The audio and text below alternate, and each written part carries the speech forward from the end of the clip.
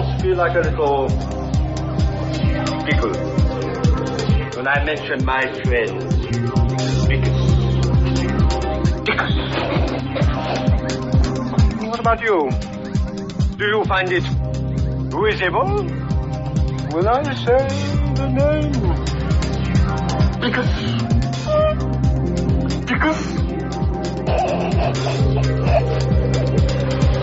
He has a wife, you know. You know what she's called? Incontinentia bucket. What is all this? I've had enough of this rowdy, rebel-sticking behavior. Silence! I'm calling guard. Seize him! Seize him! Blow your noses and seize him! I say, kill him. Yeah! I say we hang him, then we kill him. Yeah! I say we stop him. Yeah! Then we tattoo him. Yeah! Then we hang him. Yeah! And then we kill him. Yeah!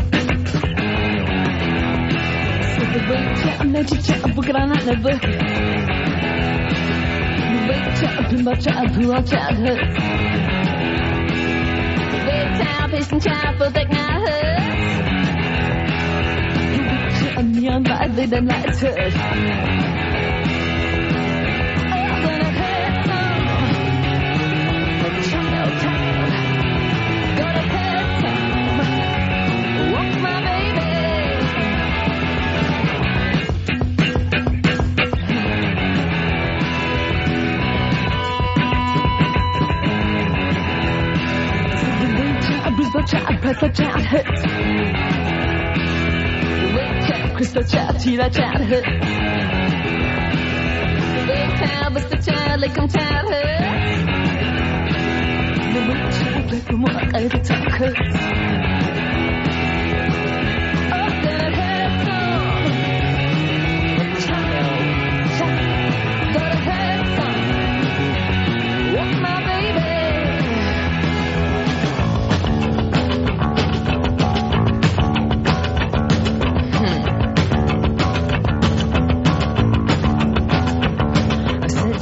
Child, say unto the street, letting this child, only boy tonight, kick the wall, turn the speed and back again. Oh, boy, you've been forgotten. Child, say unto the street, like this child, only boy tonight, kick the wall, turn the speed and back again. Oh, boy, you've been forgotten.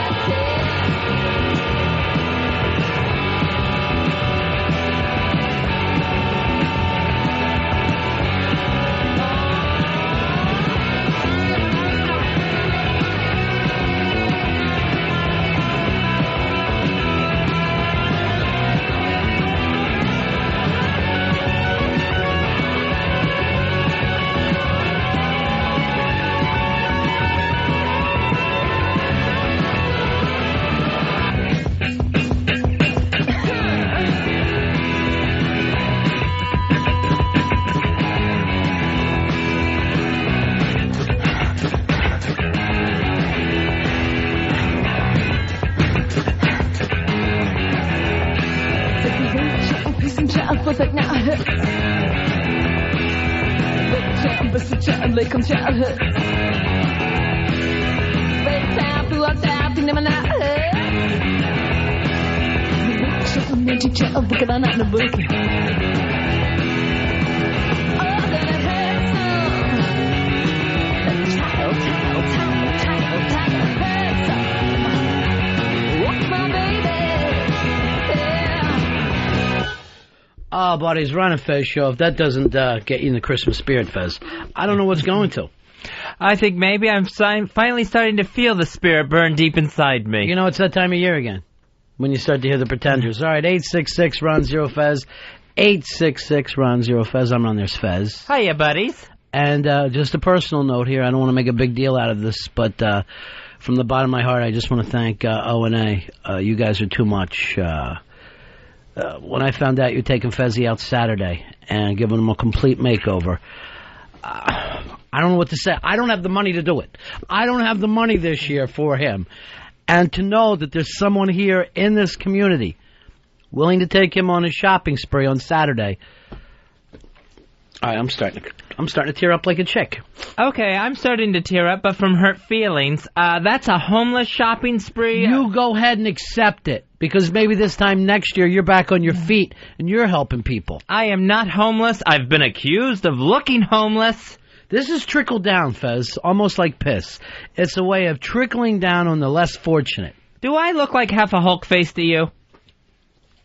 I am not going to be partaking in the homeless shopping spree this Saturday. Just do it. Just get out there and do it. And the other half of your face is fantastic. And I don't care what anybody says. Both halves are fantastic. Turn sideways. I wanted to get a picture of you. No, See? Other side. Oh. Yeah, the good side. Oh, that one. The less hulky side. Yeah, Ron and Fez show. You know, I got a little Christmas thank you email yesterday. Oh, thank you for the wonderful present. It's so nice that you're thinking of me, from little Lene. And I'm thinking to myself, I didn't send her a present. Then I go, wait a minute. Mr. Grinch, Fez Watley, is the Secret Santa and put my name on it. Oh, yeah, I probably should have let you know about that one. Yeah, Lene D, Mikey D's daughter, got Christmas gifts from us, from Ron and Fez. It's nice to have a chick like you, always thinking all the time. Well, I'm there, I just remember, and I know Mikey D's upset, but I see no reason to take it out on the little children of the world.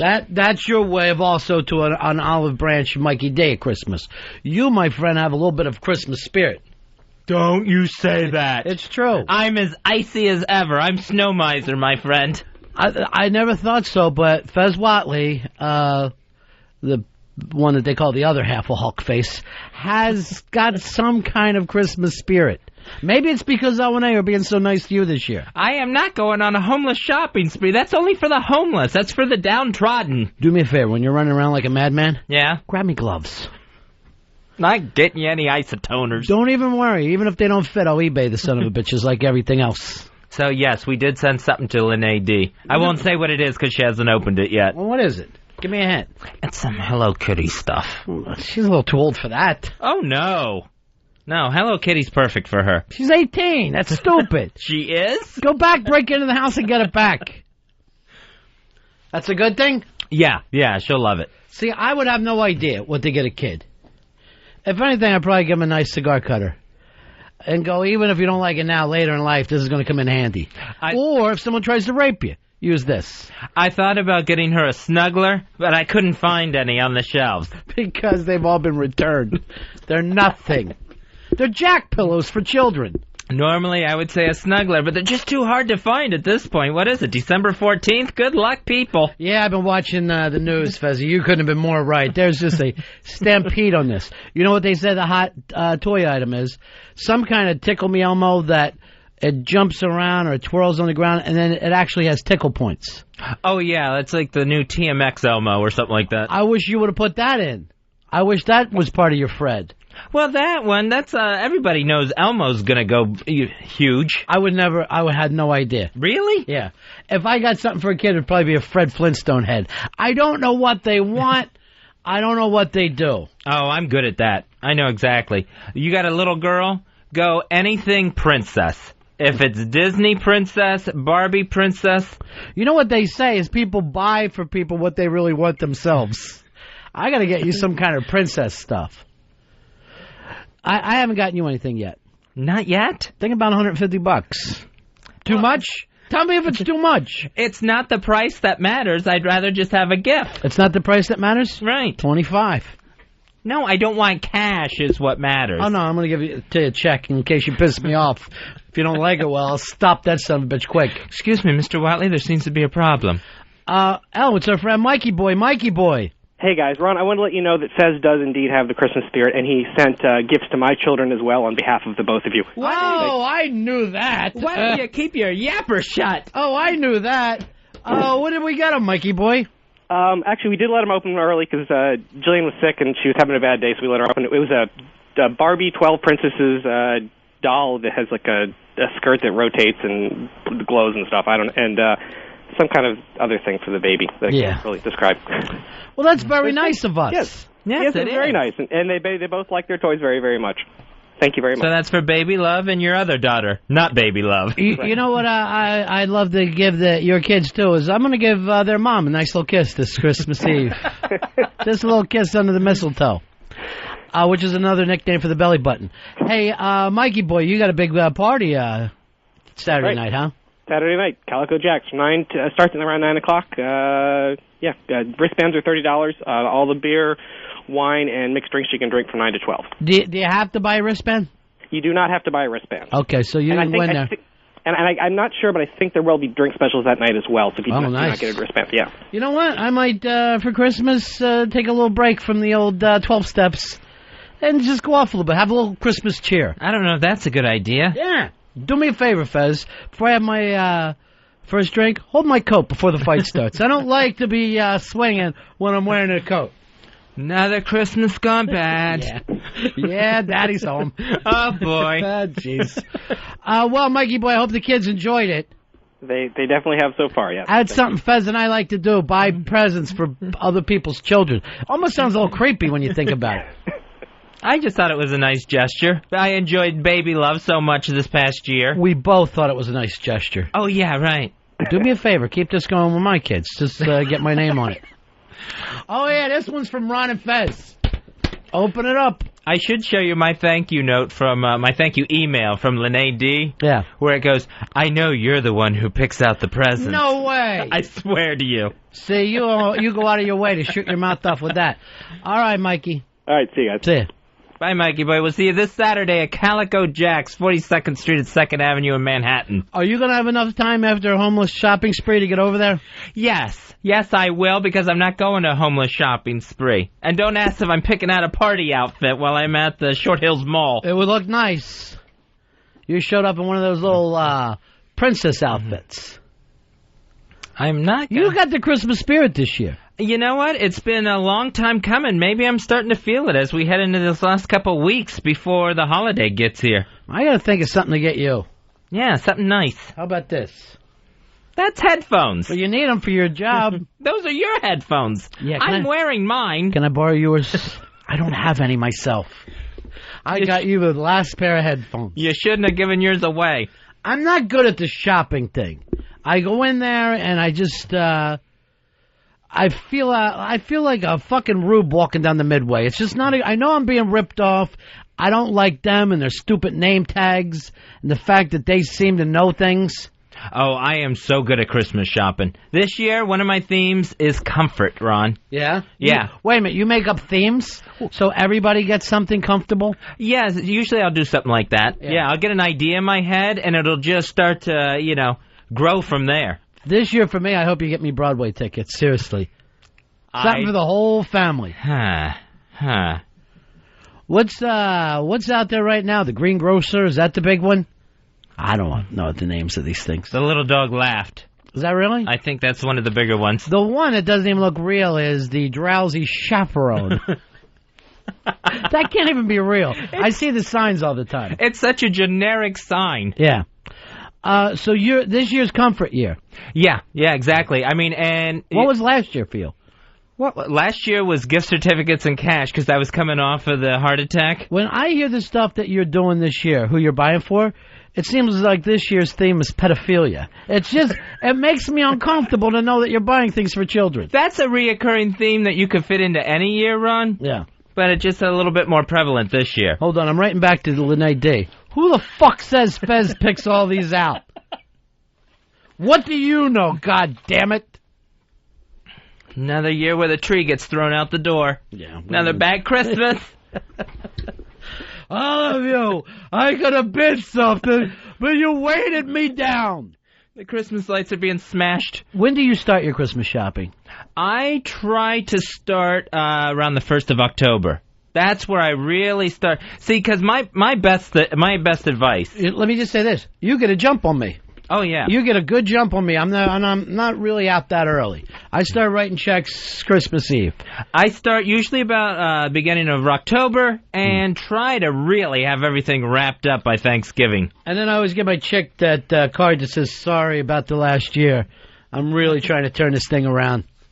I have demons. What you really have to do, it's a little late now for people, but my best advice is you just have to keep an ear open all year round. Because somebody's going to say something that they like or they're interested in or would like to have, and you just jot those things down. Keep a little notebook with you. Hey, Earl, you know what's nice? A bindle. A bindle. Hope you heard that. Do not pick that up, Earl. Just give me a gift certificate from Flathead. He is really commercialized now. Please, when Earl's laughing, don't step on it. Let him enjoy. Sorry. But seriously, give him a call. He knows what I like. I'm not calling Flathead. That'll be a gift to myself. Not talking to Flathead this year. Do me a favor. Don't worry and think I'm going to die. Go all out. As big as you can get. Spare no expense. Yeah, just be careful when it gets into felony. I don't want you to get in any trouble. If people are having trouble figuring out a gift this year, I can totally help them out. One thing you want to do, this is really big in my comfort theme, Brookstone. That store, I think everyone has one of those. Yeah, I love Brookstone. Yeah. It's the NAP, the Nap Cuddle Blankets. It's the world's softest blanket. Really? Yeah, these things are great. And you can get them in pillows, you can get them in slippers, you can get them in socks. Would you say they're soft enough to jack into? They are more than soft enough. That's the marketing twist I'd give it. If I were worked down on Madison Avenue. You can't pull this thing up over you without losing it. Why is your pen shining in my face? Oh. What the hell is that? It's one of these... What is that? In case the subway goes out, is that your secret spy pen? It's a 007 light pen. I don't know why I grabbed this one today. It was shining right in my eye. I had no idea this pen lit up. You didn't even know it? No, and now I got a laser pointer that I'm working in here with. All right, so the big blanket is the way to go this year. It's the Nap Cuddle Blanket. Who'd you get that for? Let's see. I got one of those for my aunt. Got one of those for her. Got one of those for a friend of mine, the commish. You buy for all your friends, aunts, uncles, all that kind of stuff. I kind of have a list that's out of control, and I'll admit that. I buy for too many people. How many people are on the list, you think? I probably got a good 40 people on that list, 30, 40 people. Including you, I'm going to go 4.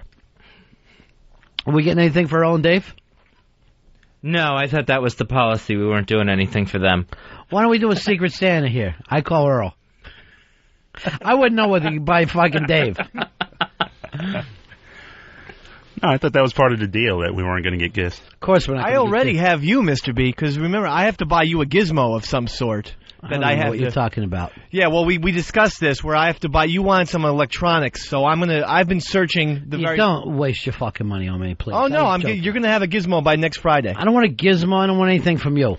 It's, Dave, I can just speak for all of us. It's going to be crap. You've given us gifts in the past. Right. They're not good gifts. Yeah, but those are usually intentional joke gifts. Speaking of which, there's some gifts sitting here, Fezzy. All right, who sent me these pads? Those pads, you got personalized notepads. Yours say Hero on them. That's from Andrew and Chantel. Hero. Ain't it the truth? Ain't it the truth? Well, who's this from? That is from Andrew and Chantel. Really nice gift pads. I mean, what is it? What are they called? Notepads. Notepads. Personalized. It says the Hero on the top.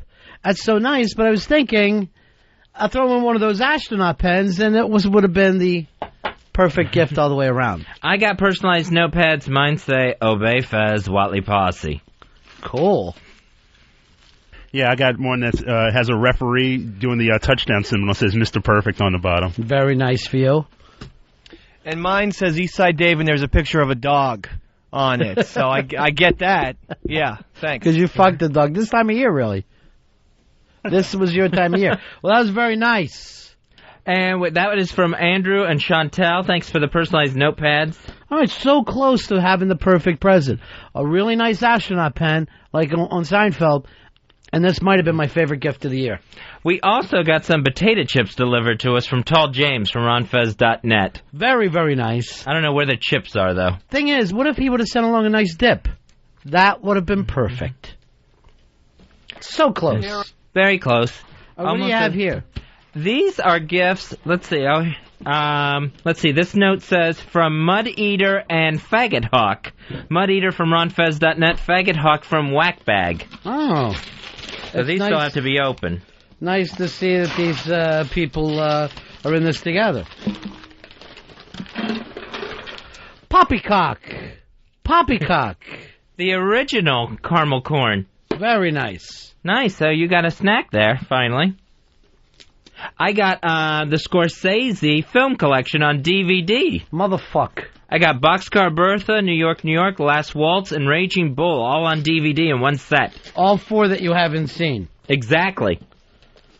Thank you very much. All right, they also sent me along a Mind Hacks thing that I can sit around. This is a nice book, Tips and Tools for Using Your Brain. Thank you very much.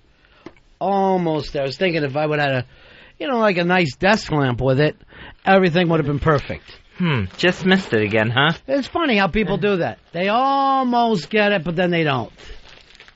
So thanks, Mud Eater and Faggot Hawk. And then we also got some presents from Mark from Florida, but I don't know where those are at either. Maybe we have a producer who could help us with that. I think that was also I think that was the chips also. Another set of chips, but I don't know why I wasn't in the studio.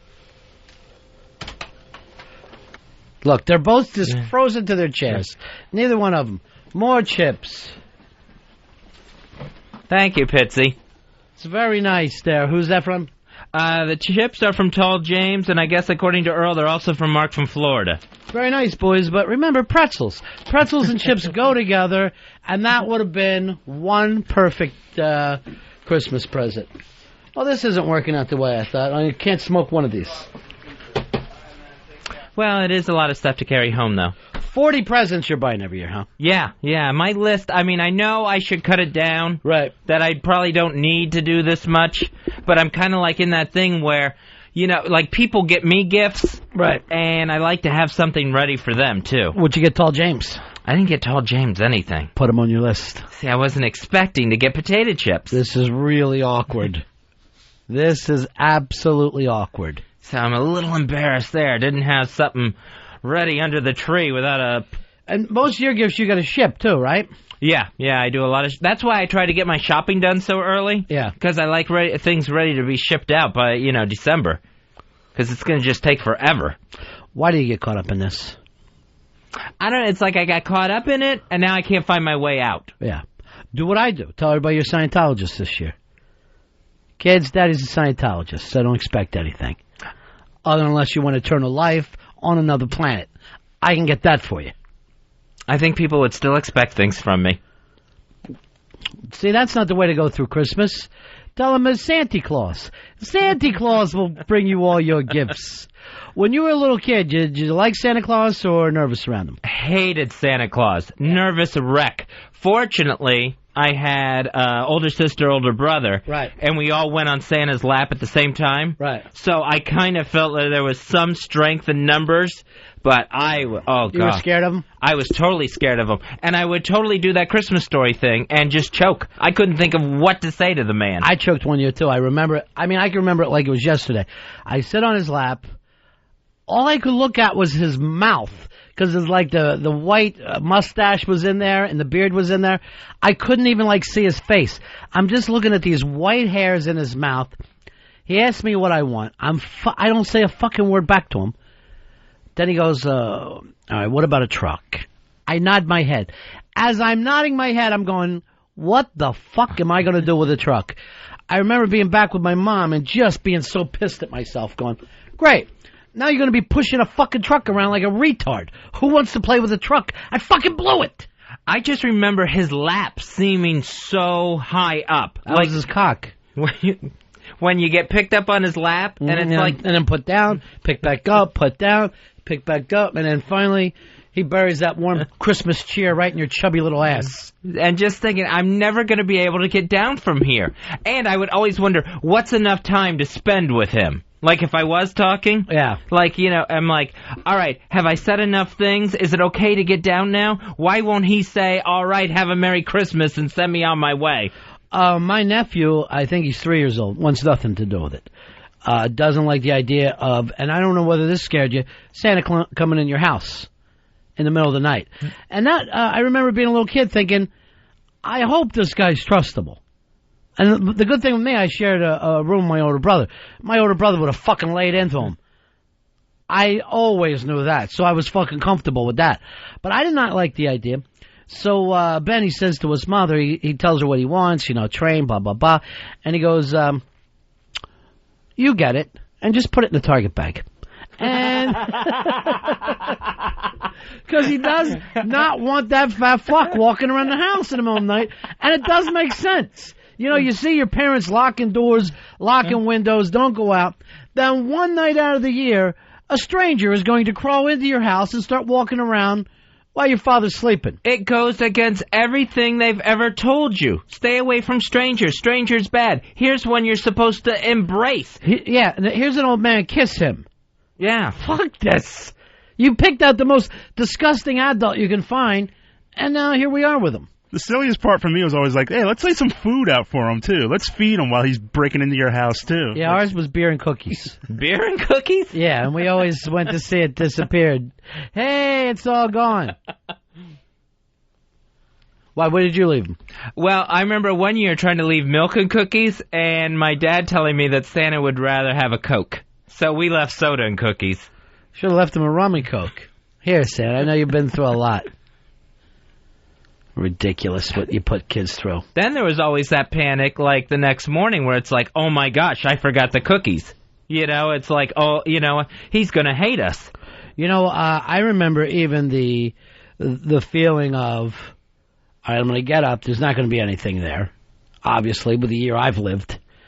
And now I got to explain that to my parents. It wasn't even so much getting stiff for toys, but all I can think of, my parents are going to be devastated when they fucking see that this guy sees through my ruse, knows exactly what I've been up to for the past year, and it's all going to come out on Christmas morning. That was always a scary thing. Mother would always threaten that there would be no Christmas. Fine. You know, she wouldn't even go into the whole, I'm telling Santa Claus you're being naughty. Right. You know, I'm going to call the North Pole. Not even that gimmick. But it was always a threat of, we won't have a tree, we won't have decorations, we won't have presents. Can this not fall back into the fact that you felt like you were abused as a child? Can we just talk about things without once again hearing how mean your mom was? Because I don't believe it for a second. I'm just saying the fears I had at Christmas time. I met the woman. She's a saint. You met this old lady who has grandchildren. Who has 4 grandchildren now. You saying I missed her prime? I missed her when she was really hitting deep? Yeah, I mean, you see Muhammad Ali now? Yeah. All right, seems very gentle and everything, not so loud or anything like he used to be. Yeah. Yes, my mother used to be Cassius Clay in her day. She used to yell, she's the greatest. I must be the greatest. I knocked the kid down. I must be the greatest. That metal spoon of hers stung like a bee. Oh, stop it. She's wonderful. And even when you see what Muhammad Ali looks like now, right? Mm-hmm. Tell me the truth. You think I could take him? I would think, yeah, you could take him. What do you mean, think? The man had Parkinson's. I hit him so fucking hard he wouldn't know what happened. That's an exciting feeling to me, to know I could take out Muhammad Ali. That's a childhood dream come true. Maybe my only one. I'm able to knock out the champ. You wouldn't even have to sneak him at this point. Oh, I would anyway. I don't fucking trust it. Because he starts rope-a-doping, and believe me, I will burn out. Let me go over here. Here's Joe. Joe, you're on Ron and Fez. Hey, how you doing? Yeah. My girlfriend ruined Christmas last year, actually. She left the milk and cookies out for Santa Claus, drank the milk. Her son wakes up in the morning. She had lipstick on, left lipstick on the glass. She was wondering why there was lipstick on the glass. Honey, Santa's a cross-dresser. Let's not make a big deal out of this. We're not a prejudiced family. Santa's a cross-dresser. First of all, once the kids find out the lie that you've spun anyway, they look at you like you're shit for the rest of your life. I know my friend Flipper is going through this. He called me up and he goes, this is probably the last year we can do the Santa gimmick with his older daughter because he goes, she's like, you wouldn't lie to me, would you? Parents don't lie to kids. And she's asking him, you know, she hears talk around school about this whole Santa thing. No, I think when that happens, you got to let it go. If someone says you don't lie to me and then you lie to them, that's fucking wrong. So I mean, when you were in school and people start to act like the kids that fucking believe are the stupid ones, you got to get your kid out of it. So he wasn't sure what to do with this one. Of course he's not. He had no clue. He's the worst father ever. You wouldn't lie to me. No, I'm not lying. An elderly man who lives on a glacier comes here with toys. So he thinks this is the last year he's going to try to get away with it. First of all, this is the last year he's going to have his child's trust. That's the problem he should be dealing with right now. And then, of course, he's got the little one, too, like the 4-year-old. Then that's what you do. You got to say, look, you're in. Let's keep lying to the other kid. It's all a pack of lies. You got to say, look, this is a lie. Just like heaven. It's the exact same lie as heaven. Don't you feel better believing there's a heaven? Even though there isn't one? Here's this lie. A nice man brings toys. I remember what I found out because I had gotten a present from Santa that I had seen my mom and dad actually buy. You're one of those kids, huh? Yeah. Rooting around kids? I just saw them in the store. They were putting it in a shopping cart. You were spying. And then I saw it, and I'm like, wait a minute. And I asked my dad about it, and he just said to me, all right, listen, just don't ruin it for other kids. We never had any sort of in-depth talk about it. No, look, I don't blame your father. No father should have any in-depth talk with their children about anything. Ask your mother is the only advice any father should ever give. So just don't ruin it for anyone else. They should get, believe me, you were in an accident. Even though you're the third kid, still an accident. I never wanted any of this. I wanted to live like Kerouac, out on the road, having adventures. Now look where we are. Fucking track house in the suburbs. You think I'm happy? I work weekends. Why do you feel like I'm in charge? I'm a slave to you children. Now get to bed. Daddy loves you. I wouldn't go that far. You can be arrested for that these days. Look, fucking Dave is all teared up. He didn't know about the Santa thing. Tim, you're on Ron and Fez. Hey, towards the end of my stepson's run with believing in Santa Claus, he started hearing rumblings from school that it wasn't real. So we thought, here it is close to Christmas. We got to pull this off one more time. So we took some combat boots of mine from when I was in the Army, and we dumped the grate of the fireplace out on the floor and the carpet, knocked the tools over, laid them out like they got knocked over, and then made footprints from the soot in the fireplace out on the carpet so he'd believe it one more year. See? You might as well be OJ. Right now you're trying to pull off the perfect crime. The gloves don't fit. These gotta be Santa gloves. These are Santa gloves, not belonging to Daddy at all. And there's no rumblings at school. There's always one hip kid who's saying to you, what are you, a faggot? You go over everything in your head. How many toys would he need in the sled? Your family don't even have a fireplace. How's he coming down the chimney? And to what? A fucking oil-burning heater? Think! And you don't want your kid to be that guy either. No, I would just be the kid that when I heard that at school, I'd just go, yeah, right, I know, yeah. That's high school. One year I had to play Santa Claus, and I hated that responsibility. What'd you do, put on a red sweater? Rude. Careful, don't lean against Santa's stent. Medicated stent. Recalled. That's what I'm asking for this year. Where did you play Santa? It was for a Christmas party for my niece and nephew when they were little, and some of their little friends. Yeah. All the adults were having a Christmas party together. They needed someone to be Santa. Hey, kids, look, this year Santa has his dick hanging out. I was warned. Just some mistletoe hanging there over your balls. Filthy. And I was filthy Santa. I was a nervous wreck that I was going to blow this, and some kid was going to say, that's not Santa. Santa has a heart on. Did you get away with it? Yeah, I think I pulled it off. I think I even fooled my niece and nephew. Really? Yeah, I believe so. I'll have to ask them this year when I head to Florida. Do the Jews make up a lie to their kids? Well, they tell the story of Hanukkah, about the McAfees, I think, keeping their lamps lit for 8 days. What's that even mean? Yeah. Where it was a miracle. They should have run out of oil after one day, and somehow these lamps kept burning for 8. McAfees, what are they, Scots? Why are they celebrating what some Scottish people did? But they don't have people coming around bringing them stuff. They get it from their mom and dad. Right, that's what I think. Yeah, straight up. Just the honest truth for a change. Look, we don't live lies like the fucking harps down the street. Here's what happens. Someone's light stayed on, so for the next 8 days, I'm going to give you a little something. No, yeah, you're not going to get it all at one time, like the Catholic kids, but over 8 days, it'll build up and it'll be nice. Now, sing me the dreidel song. Dreidel, dreidel, dreidel. One more time. Do the gifts get better each night?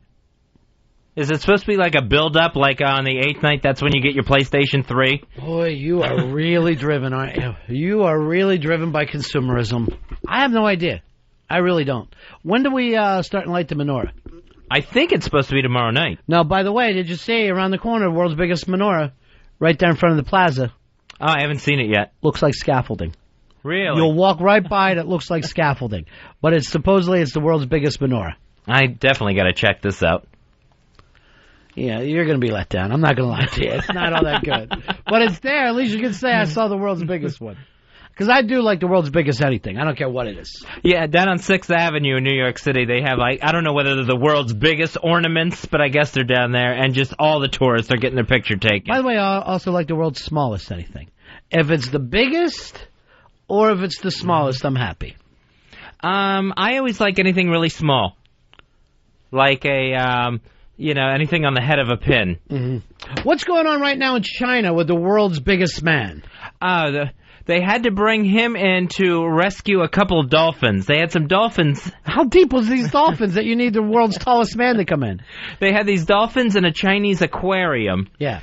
And they had eaten some plastic off of the tank. Mm-hmm. So I guess they were going to die. They had these hunks of plastic in them. So they were actually deep down in their stomach. Yeah, they couldn't digest it. Yeah. So it's down in their gut.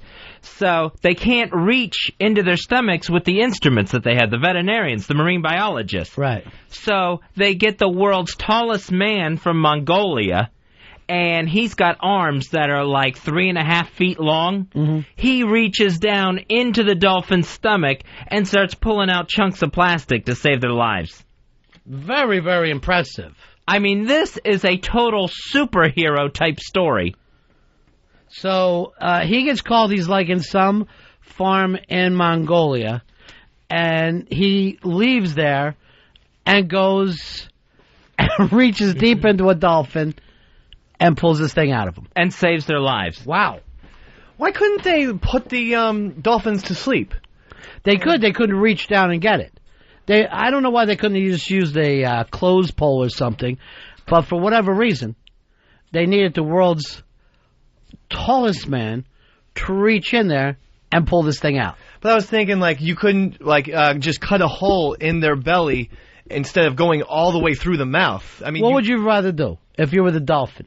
Would you rather have someone reach down, the world's tallest man reach down, or do you want surgery? Because I don't want to be swimming around with a big scar on my stomach if I'm a dolphin.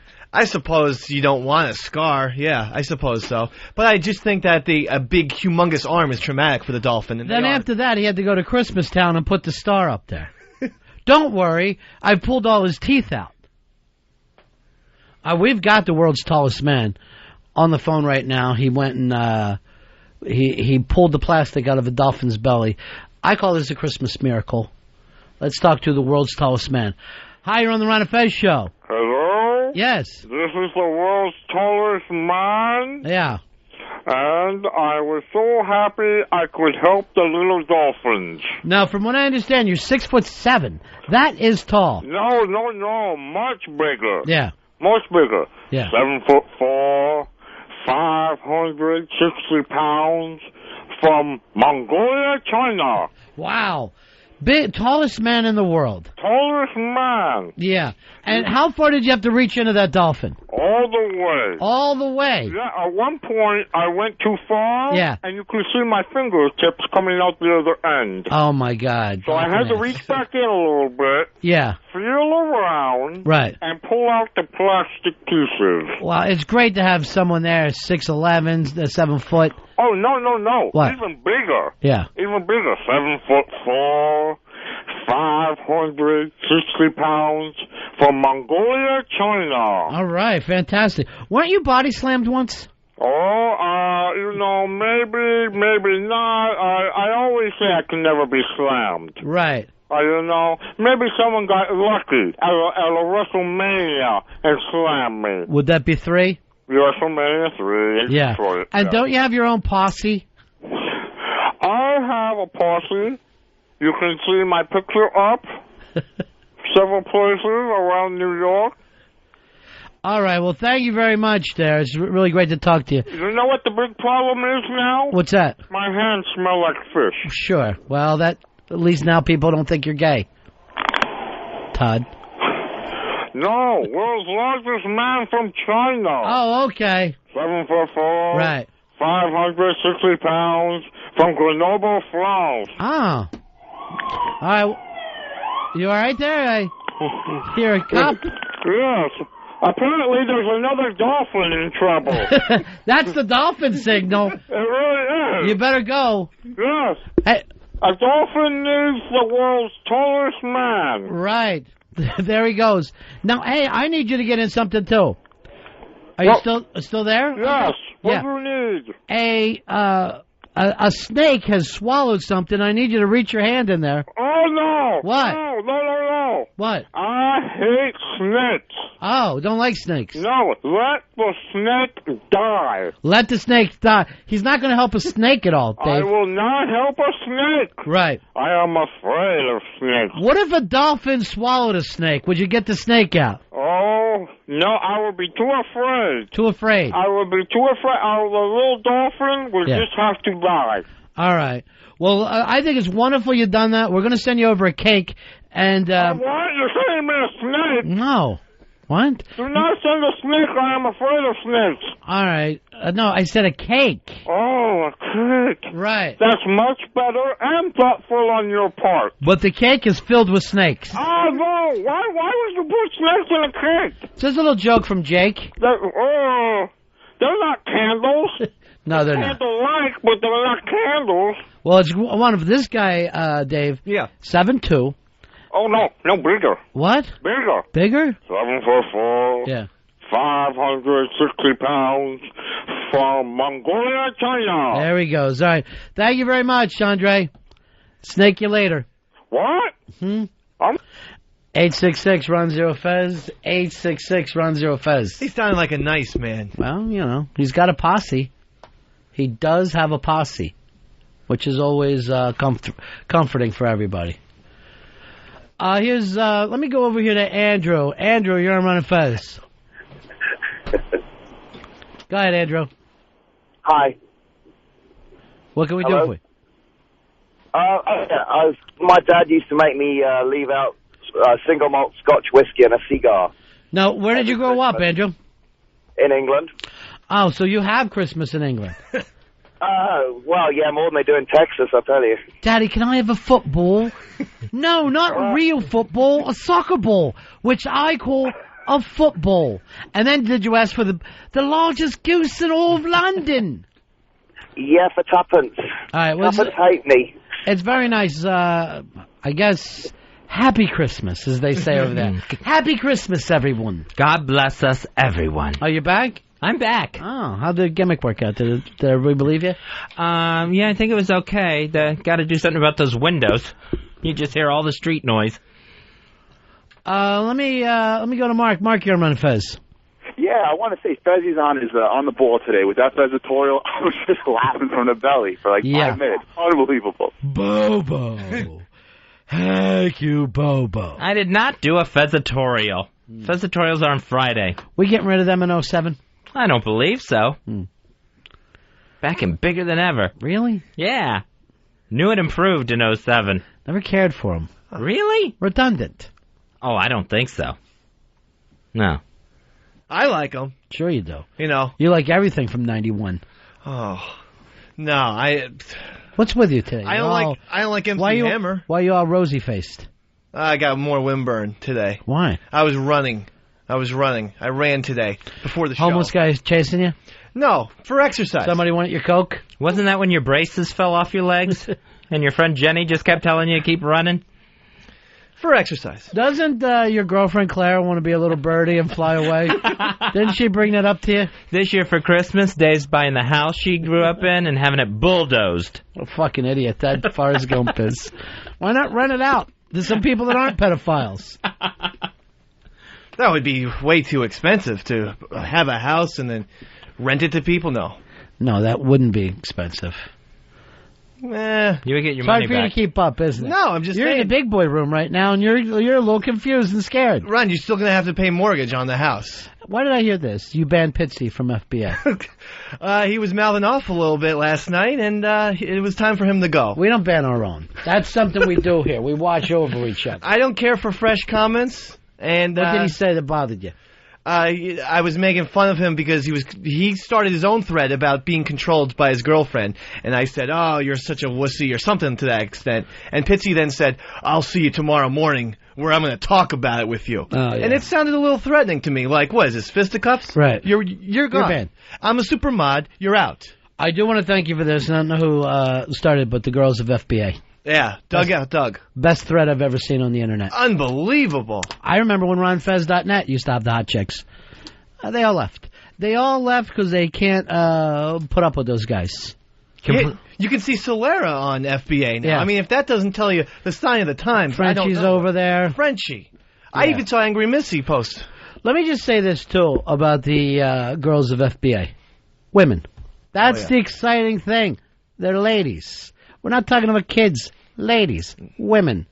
Sexy. Fantastic. Beautiful, grown up, and curvaceous. That's the way we like them on FBA. The world's best website. Now, are you going to the RonFez.net party Yes. even though you've made so many enemies Saturday night? I am, absolutely. By the way, this is open to everyone, right? Yes, everyone's allowed. Are you going to get drunk off your ass? I may have a couple cocktails, yeah. I'm not going to say I'm going to get drunk off my ass. Not sloppy drunk? No. Oh, he's going to be plastered. But yes, it's open to everyone, including Whackbag. If you want to come, everyone's I saw some nice things written about you on Whackbag, too. I think Really? people are turning around with you, yeah. I've avoided the last couple days. Well, people are digging the fact that you just keep trying, no matter how bad you are. You're right now, Maze Mets. 63, is it 63 when they started? 62. 62 Mets. Most losses of all time. But look at you, Marvelous Marv. You don't give up. You just keep going. I stay in there, Mr. B. I don't quit. By the way, that Mets team had one 300 hitter. Am I correct with that? Yes. And his name? Richie Ashburn. Wow. Mm-hmm. Philadelphia's own. Philadelphia's favorite son. Hell of a ball player, that Richie Ashburn. Thank you. I appreciate it. We lost Richie. Anyway, we'll move on. You know, Christmas gets you thinking about like that. A little Christmas depression. Oh, yeah. Christmas depression, it's very, very real. I usually get it, like, immediately after Christmas. Do you really? Yeah. Because it wasn't all you thought it was going to be? It's just that it's over so fast. Yeah. And I usually get physically sick, like a case of a cold or a bronchitis or something. I notice a lot of people do that. Matter of fact, a lot of women do it because they've worked so hard leading up to the holidays. So that's probably, you have such feminine qualities. And it's just over so fast. Plus, there's always something that goes wrong. I think every family has that, where there's always some sort of holiday argument or something. Mm-hmm. And that'll just suck the Christmas spirit right back out of me. Sure. So I totally get that Christmas depression every year. I also think it's just a natural year-end depression because it's another year that didn't turn out the way, your hopes and dreams from the year before. And then you become a little more jaded, like... You know what? I sit around, I make these goals for myself. They're not going to happen. The country's in worse place. The world's in a worse place. I'm not so fresh-faced and believing everything's going to work out as I used to be. That's a little bit of sadness. Any kind of thing that makes you look back over your life, terrible. Yeah, and it's especially this time of year because you're not to that New Year's resolution thing yet. You haven't gotten to that whole Happy New Year. Maybe this is the year I can do something. I don't think any adult's going to. I think all those type of things are for children or maybe young adults. But once you get around to seeing the way the world works, you're not going to keep punishing yourself. You know things aren't going to change for you. And generally, also, there's not a lot of stuff to do, really, between Christmas and New Year's. And, like, even the people you want to hang out with, like, the people I hang out with, generally, they're working, so I don't have anyone to hang out with. You're generally alone, and you're just left to your own thoughts more often than not. You hate that. You don't like to be alone, do you? You have to be around people at all times. Yeah, I got to be in a certain situation where just something's going on, even if it's like the TV's on. If I'm home alone, I'll keep the TV on, but I got to have something And that where... It's got to be weird for you because that's family time, too. Yeah, I mean, and my family, my brother's working. I never see him. He's working. My sisters are working, and generally just no one around that I would want to be with. One thing is that Christmas is such a high that I think that's the reason why people sometimes get into a depression post-Christmas. Because there's so much going on in the festivities, and you get all the gifts, and then December 27th comes along, no one's giving you gifts, and the festivities are gone, and there's nothing fun to do anymore. I mean, it's the lack of gifts, I think, that really hurts some people like myself. You're really like talking to an 8-year-old. You really are. Sometimes I feel like I'm doing kids say the darndest things when I have you in here. How so? Gifts. You want gifts. You're 29 years old. No, but when you got your fucking redheaded shaved. Yeah. And you just got nothing. You should be giving out. You should have your own children by now. No, but I'm saying those presents are a part of a bigger schematic, which is Christmas, and how enthusiastic it is when you're giving those gifts, that the next days when you're not. Hold on, I want to see if I can hear Jesus moaning. Let me see. If I can see that you've missed the point so much that somewhere he's got his head in his hands just going, oh, God, why did I ever even bother? I showed up there, nothing changed. I imagine Christmas must be terrible for him when he looks down and sees what's become of this shithole. He must think to himself, I tried to save them. And look at them. Look at the Middle East, where I was born. Look at the fucking torment that goes on, the way they hurt each other. And you know what? That hurt will go on until this world comes to an end. That's the spirit, guys. That's the Christmas spirit. That's what I'm looking for. I'm trying to break you. I'm trying to make you grow up and see how horrible everything is. I'm a little bit more optimistic. I think this is the time of year where everyone kind of chills out and slows it down, and even if... Sure, in your part of town. Yeah. You're waiting for a block of cheese. We've got things to do. Why are you looking at me like that? We got places to go. No, but I just think that even like with my family, even for a day, Christmas, all the family squabbles, whatever little... Do you remember the Christmas present when your dad got you and your brother that parking meter that you had to break open with a hammer? Was that the best Christmas ever? Just quarters and nickels and dimes everywhere. He told him that was a piñata. Loved it. Took him 4 days to open, but boy, was it worth it. All that change. And remember when you said to your brother, look at all that change.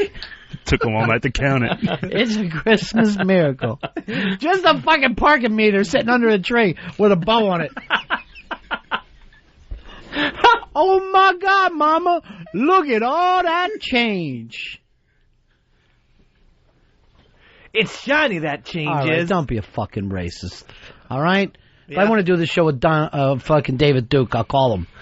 Why don't you just sit here and be a person? Okay, I was doing the voice of the other guy. I don't like that. All right. It makes me uncomfortable. Okay. What other guy? Well, there's two brothers. Yeah. So you were doing one brother. I thought I'd chime in with the other guy. You're Earl's brother? Oh, Fez, did you meet my new partner? My new improv partner? No. Dave? I didn't say that at all. Hey, Dave, are you wearing that comfortable blanket that Fez was telling me about earlier? That's the new cuddle blanket in plaid. What are you fucking doing? Seriously, you come out today wearing a quilt. This is my favorite shirt in the whole world, and buttons are falling off, and I'm doing the old safety pin thing. It's just so comfy. It is good looking. Let me see the back. Let me see the cut in the back. It's sort of like a... Ow, that's beautiful. Fucking on my spine. On the spine! Is that hurt or feel good? It doesn't feel good, no. Don't ever turn around. So you can feel it through the quilt. Yeah, I could. You're like that Princess and the Pea story. It hit me in my spine. Again with the princesses with you. What is it?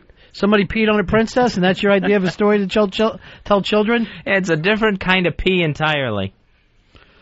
Let me go here to Josh. Josh, you're on Ron and Fez. Hey, Ronnie, how you doing? Yeah. As a Jew on Christmas, all growing up and spending a lot of Christmases going to the movies with the other Jews, I figured I had a question about baby Jesus when he was born and growing up. You know how Jesus was able to walk on water, turn water into wine, all those crazy card tricks he used to pull back then? Right. Was he able to use these superpowers as he was growing up? It was like Smallville, like a little at a time. The first superpower, I believe, that the baby had was X-ray vision. Baby Jesus was able to see the skeletons of the animals and his mother and, of course, stepdad, Joseph.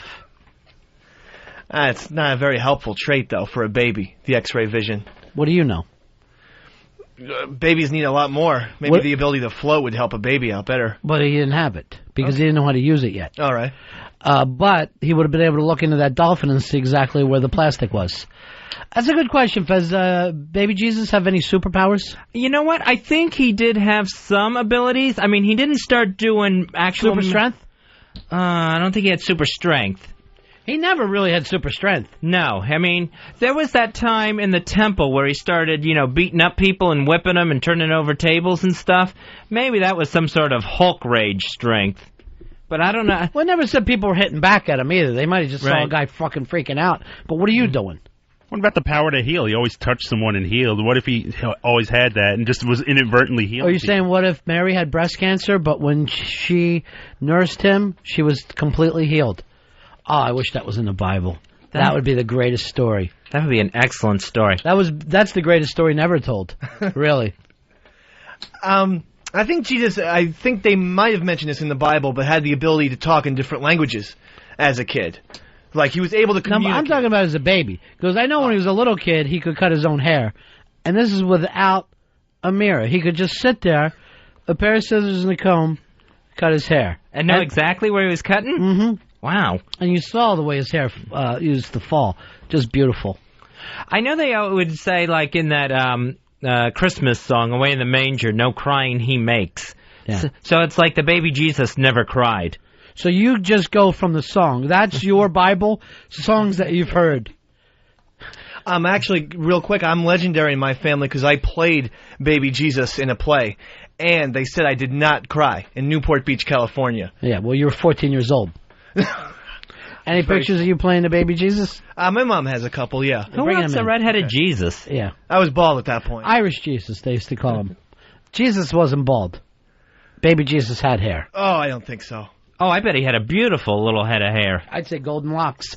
The only Arab with golden locks. Chad, you're on Ron and Fez. Yeah, I had a Bible question I wanted to ask for Earl. Yeah. Wondering if baby Jesus got a dinosaur for Christmas. Were the dinosaurs around when Jesus was born, Earl? I believe not, no. How did they get extinct?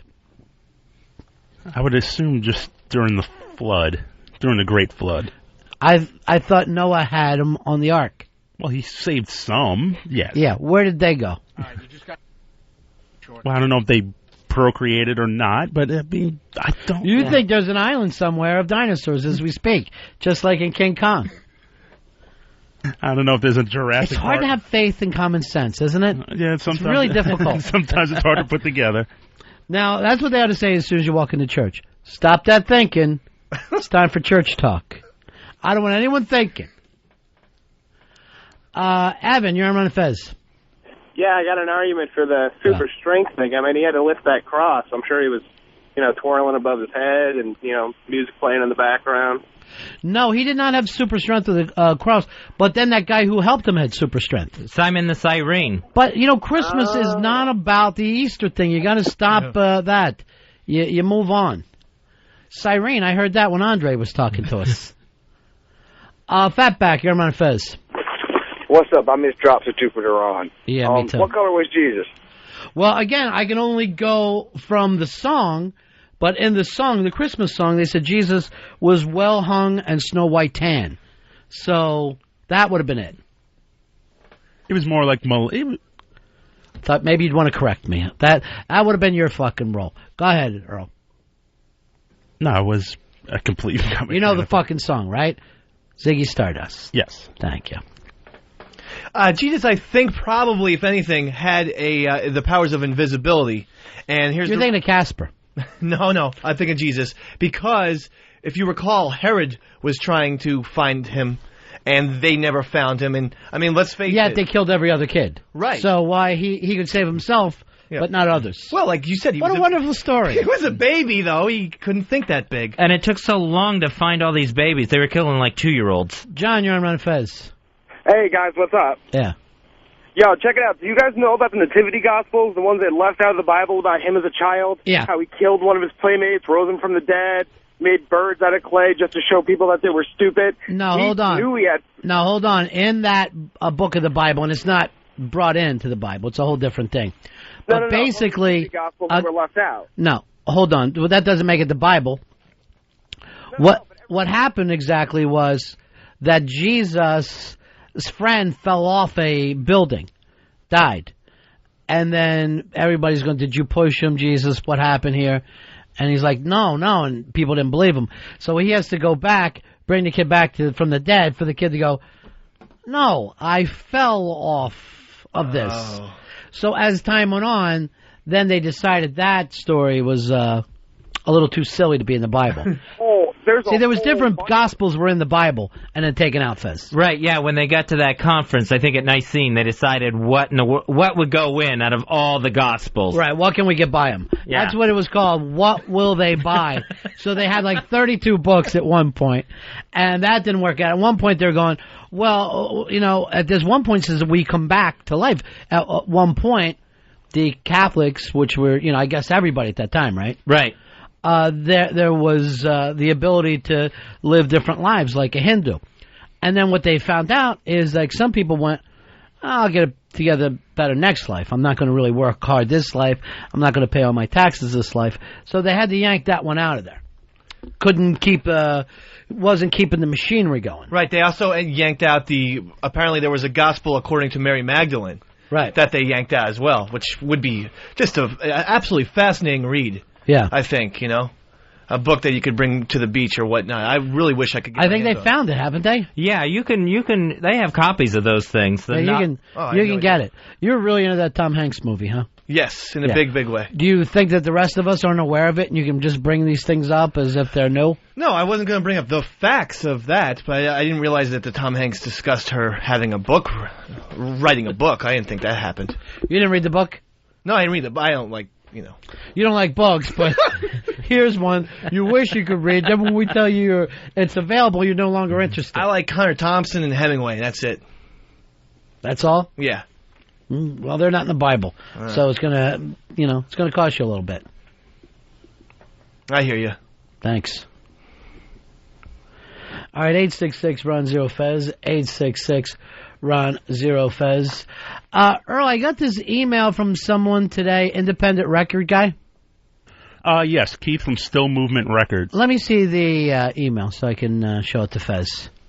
I don't know what gets into our gang here, Fez. We don't have all this stuff in front of us like we used to. It's almost like everything's being kept for Christmas surprises. Christmas laziness is what I like to call it. Everybody's downshifting. Earl talked to a former producer the other day, and he feels like he's now all of a sudden Earl's like, well, I feel like I'm not appreciated. I go, well, you can go on the beach with that guy. Not one of our former producers, but let's say a former radio producer who wants to act like, radio producers aren't well enough taken care of. Oh, okay. Yeah. Gee. So he sorry for everything we've done. He brought that up twice to me yesterday in passing, as if, all these times, like, you don't feel that way, do you, I Dave? do not feel that way. I mean, hey, that man speaks for himself.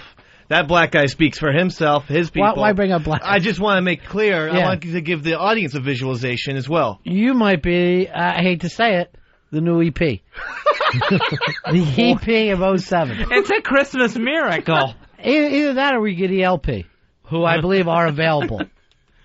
That would be cool, too. Yeah. Well, I'll do whatever you, Mr. B, and you, Mr. W, require of me. That's it. That's the way I play ball. And I'm not going to renegotiate or ask for more money or, hey, I'm getting a little gypped here. I heard a couple comments from Earl. Right. Boy. I appreciate the appreciativeness. Thank you. And I appreciate you appreciating me. That's why I like the dumb. The dumb are unbelievable. But, Earl knows that we're not in charge of that, but he still feels like he'll nag us about it and wants to get that, the man holding everybody down gimmick. This is not year-end stuff, Fez. Right, yeah. And the thing that I think that will get to me most is I heard him bring it up to you a couple of times, and he's doing it not going to you and saying, you know what, I have a problem with something. Right. Here, I could use some help. But passing it off in conversation and then doing this afterwards, like, just kidding. And it's like, trust me, in every work there's a little bit of a shoot. Right. In the meantime, I wouldn't think a 60% bump was so bad. I don't know. It sure as shit is it. It seems like you should always pick your shots in this year. Yeah. He's got to learn the word content and happiness. I like the way you're talking. I'd say respect. I have my own theory. He's got a fucking substance abuse problem or something. What? Because he's always complaining about money and this and that. I make far less than he does, and I have a one-bedroom apartment in beautiful Astoria, Queens, New York. I like the way you're talking. Thank you, Mr. B. It's like working in Walmart, where some people they'll fucking, no matter what you hand them, they act like they're happy with it. All right, this one says, hi guys, my name is Keith from Still Movement Records. Started this indie label about a year ago, having big problems. I love true music, and a lot of great bands go unnoticed. I have half to file bankruptcy in the past year. Jesus. Family and I are going through hard times. I don't want any money from you. All I want you to do is play our band's song. The band is Dora Maar, and the song is Against the Odds. Wait a minute, didn't Phil Collins do this back in the 80s? He did Against All Odds, yeah. Oh, All Odds. Yeah, that's what he did. This is Against the Odds. Please help. All right, we got this guy's number, Earl. Can we call him? He didn't leave a number. He didn't leave any information. Just referred everything to the MySpace page. All right, the MySpace.com/Still Movement Records Music. If they like the song, tell them where they can buy it. It's from Keith. Dora Maar, M-A-A-R. That's the name of the band here. And Against the Odds. Well, have you talked to him, Earl? I emailed him back, and still waiting a word from him back regarding it. And I'd do anything to help independent labels. I know how much they're... Where does that come from? We do anything to help independent labels. No, I mean, I personally have always been very supportive of it. What have you done? I hear you playing goddamn 1978 music every single day in here. What year did the fucking song come out that you played today? 79? 79, yeah. Yeah. When have you ever played any indie stuff? I know Carter has an independent label over in Brooklyn. He'd like to get some of his bands played. How long ago did you send you that link? A couple of weeks ago. How many of the songs have you got on? We haven't played any of them yet. Now, what is that about, Fez? That's him being the champion of the independent music label, Ronnie. Right. No, but I've always been very supportive of bands. In what way, Earl? I'll buy their music. I'll check them out. You are a producer on XM Radio, a national show. You could be sneaking some of this stuff in. Yes, I can. I bitched when I heard you wanted to play Joan Jett today, so you went over the Pretenders. He went actually from 82 to 79. Plus, sometimes when I try to mention independent bands to him, like Neutral Milk Hotel or Lunar or some bands like that, he just laughs at me. And then he says, it stinks. He does that thing. Earl, no, I always tell you, it's like, let me hear it. You never play it for me. I was like, let me listen to it. Maybe Dave picks the songs, Independent Dave. Indie Dave, that's what they used to call me down in Jersey. When? I'd rather have that. 90.5. I'd rather have that than East Side. That's stupid. There's already an indie Mike. I'd be ripping him off. Why don't we go with Sam and Than? That could be your new name on the air. Sam show? Yeah. All right. Oh, Than's first? Than's first. Come on, I heard the show. Sam should be first. Than's taller. Yeah. That doesn't mean. Oh. These things should be judged by height. I thought that's why we did it. So you won't play any independent music at all? I'm very open to independent music. When do you play it on this show? I haven't had the opportunity yet. What do you mean you play a song a day? Yes, but... Yes. Yes, my liege.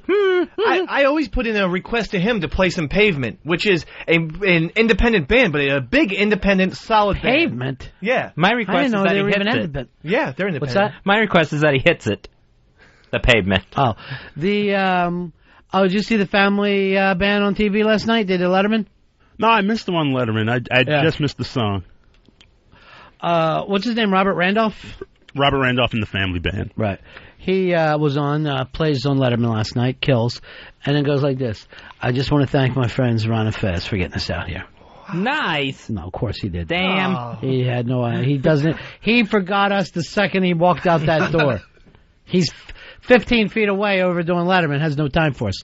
You didn't see last night, Fez, with a Kid Scientist? No. Best show all year, Kid Scientist. I wish they did it every night on that show. I love a kid scientist. But then Regis came on, very down, being totally totally serious, saying, now that I'm at this point in my life and I look back over my career, I really am not happy with it. I wish I would have done a lot more. No way. Really let down with it. Really feels like he let himself down. And I'm looking at the TV going, you did more with less than anyone. You have no real outstanding talent, and there you are picking up big money every week. You should be happy with it. I feel bad for him. I mean, you're Regis. I kind of like the fact that the guy isn't satisfied. Like, he's like, 74 or whatever. I'm going, I just wish I could do more. That's like one of the saddest things I've ever heard. I think people are like that. It's the end of their life. They go, I really fucked up. That's really upsetting, though. Is it, or does it make you feel optimistic? No. Like, hey, maybe I can keep on feeling this gnawing emptiness inside forever. Dave, you're on Ron and Fez. Hey, what's up, gentlemen? Yeah. Hey, I sent in an album, or a CD, from a friend of mine, Samantha Gibbs, Barry Gibbs' daughter, and Lazaro Rodriguez. And asked Earl if he would play it like in the opening of the show. I never heard it. I figured it just got trashed. And if I could, can I plug it? It's MEG.com, make.com. Thanks. All right. Earl, what happened with this? You wipe your ass with the record? No, it's the first time hearing about it. Bullshit. Swear to God, it's the first time hearing about it. Barry Gibbs' daughter's trying to make something happen for herself out there. What? I wouldn't blow that off. I would at least listen to it. No, I bet you would, because normally you have to be the child of a famous person for you to get behind him, like you are with Billy Joel's daughter. Do you remember when we had Billy Joel's daughter on? Mm-hmm. I don't think I told you this story yet, right? So we have her on. She's a nice kid. She did some kind of little independent thing on her own. Really nice kid. The next day, Earl goes, she enjoyed being on. Her manager called. They'd like 2 copies of that. One for Billy Joel, and then one for her famous model mom. Oh, Christy Brinkley. Yeah. So Billy Joel and Christy Brinkley heard you, as the manager said, Fez, making an ass out of yourself. An ass out of myself. You said something that annoyed Christy and Billy Joel. Even though they're not together, it's the one thing that they could agree on. I forget what you said. It was something horrible. I know what it was. What was it? It was when I screwed up her name, where I didn't know if she was Alexa or Alexa Ray. That's what it was. And it came off like one of the Dudley boys. Yeah. Bubba Ray. Yeah, and they're going. Billy Joel was fucking furious. Loves me for whatever reason. I already turned down a chance to go out on Long Island, go out on the boat with him. I don't know what goes on. I know he drinks, and I don't want to be caught out there. Accept the invitation, take me with you, and let me make amends. Let me do this. I'll accept the invitation. I'll send you out there for a beatdown, an old-fashioned Long Island beatdown. No, thank you. Why can't you learn the girl's name properly? Well, I was at the CD. It's Alexa Ray Joel, and I just kind of blurted out Alexa Ray. I assumed if you're going to use all your names... No, definitely not. And that's what Billy Joel said. You don't fuck up an artist's name. You do not fuck up an artist's name. Because I guess he gets called Billy Joe from Green Day every once in a while. Speaking of which, because I hear there's some Green Day fight on stage making its way around YouTube. But did you see the bit that you handed Fez the other day? Yeah. About Pauly Shore hoax. Yeah. Hoax. I saw that. Now, I didn't even see the thing. All I had to do was listen to it. And I had to Spy Report, Radio Psychic. Spy Report, Radio Psychic. That is not even true. Turned out, of course, to be false. The guy was an off-duty cop working a skit with him. Well, what can I say then? Pauly Shore should jump into acting. Maybe Scorsese can put him in his next film. He's acted in like 12 fucking movies, you idiot. Well, I mean, now maybe he's going to have a comeback because that performance pretty much fooled me. I listened to it, knew it was fake. I hadn't even had the chance to see it. What can I say? I got bamboozled. This is the worst thing that's happened since Alexa Ray. Boy, now that's going to keep me up at night. Well, don't worry. At least he likes half the show. Billy Joel likes half of our show. Yeah, but I really want him to like this half, too. Here's what I'm worried about. What if he ends up at that homeless shopping spree that you're going to? But by the way, from the bottom of my heart, thank you, O&A. That is unbelievably kind to take Fez and his friends, half of Hawkface, out and let them get a little bit of the Christmas spirit. I just didn't have the money this year to give him a makeover. I am not going on the homeless shopping spree with half a Hulkface and Andrew the homeless guy. Then you get nothing. Then you get nothing for Christmas. I'm not homeless. If there's one shopping spree I shouldn't be on, it's that one. Any other shopping spree, I'm fine. From what I understand, Fez, you can also grab soaps. So please do. Well, I'm sure they'll go to a Bed Bath & Body Works on their way through. So, Earl, what do I got to do about you helping out some of these independent bands? Oh, I'll definitely sit down, I'll listen to this stuff, and we'll start playing more independent music. You already got it. It was already sent to you. Yes. And yet you opened up with a Pretender song from 79. Well, that's true. I made a mistake with that. Would you like to hand this over to Dave in 07? No. Dave, are you up to it? I am up to it. Absolutely not. Huh? Said absolutely not. I'm more than up to the task to do more with the opening songs. That opening song is turned into Clown College every day, Earl, and I can't put up with it anymore. It literally sounds... He played a song yesterday, and all I can picture, a bunch of clowns were climbing out of this tiny little car, one after another. No, they'll definitely improve. And if, what, you're going to hand it to another clown? Now we're going to go that way? Yeah. We're going to do that? All right, that's fine with me, Mr. fucking urinal freak. What? Mr. Urinal Change Freak. Don't... All right, hold on. Yeah. Earl is a urinal freak? Crazy as a fucking Looney Tune. I'm in the bathroom yesterday washing my hands. Earl comes in. There's 3 empty urinals. No one's around. He goes to the middle one first. Unbuttons, unzips. No, I'm not going to go here. Goes to the one on the right. Then decides, nope, this doesn't feel comfortable. And then goes to the one on the left. He switched urinal twice. What are you, Goldilocks, taking a piss in there? It's got to be just right. What are you doing, Earl? Well, first of all, you never go to that middle urinal for whatever reason. It's like this weird bathroom. Nobody else was in there. There's no one there. Well, you were in there. So, washing my hands. But you washing your hands. But you think he was going to grab your balls? so do it, Dave. Just do it. So then I go to the right one, and it's just like halfway flooded out, and water's dripping all over it. Wrong. And I was like, no, I'm not going to go there either. So I went to the one on the far left. And that's all that happened. It was just I thought I was just doing good bathroom etiquette. The one on the right was as dry as the Sahara Harry Desert, first of all, and then you went to the one on the left, the Sahara Harry Desert, and then the one on the left. Earl, he couldn't pretend to be this stupid. Right. That's how fucking dumb he is. And let me tell you, the Sarah Hughes Desert. Like doing the show with Norm Crosby. And he was talking to himself, Mr. B, and saying, no, this doesn't feel right, and shit like that. It was fucking weird, Earl. Dave, you're a liar, and the truth ain't in you. I mean, I just went to the middle stall, then I went, you know what, that's bad etiquette. I went to the other one, it's flooded out. I went to the left one. And you didn't put your dick back in your pants while you're doing all that? I never took it out. Oh, bullshit! I heard it. I heard you unzip, Earl. And why are you looking at my dink to begin with? I wasn't looking. I can hear noises. You... unzipping your thing. You unzipped your fly. Anyone can mistake. Here you go. Look. There. I heard it. That's unzipped. That's unzipped. Yeah. I can hear it. That's definitely unzipped. Let me hear it again. Okay. Oh, yeah. Definitely. Yeah. He heard it. I didn't realize unzip and zip each have their own separate sound. All right. And you were going to take that to your grave until he called you an idiot. Absolutely. Until I heard. I was not going to expose you for being a weirdo. And for just playing musical urinals in the bathroom. It was strange. That's weird. Seriously, Earl. That's really weird. Just go in, take a piss, wash your hands, and get out. That's not asking too much. Well, you know how bad that bathroom smells, right? It smells awful, and I don't know what's emanating out of the pipes from there. There was water all over that right stall, and I stopped and looked down, and it was like a small puddle there. So I went of your own urine? No, of water. So I went all the way to the left. And he's using his own bathroom key still.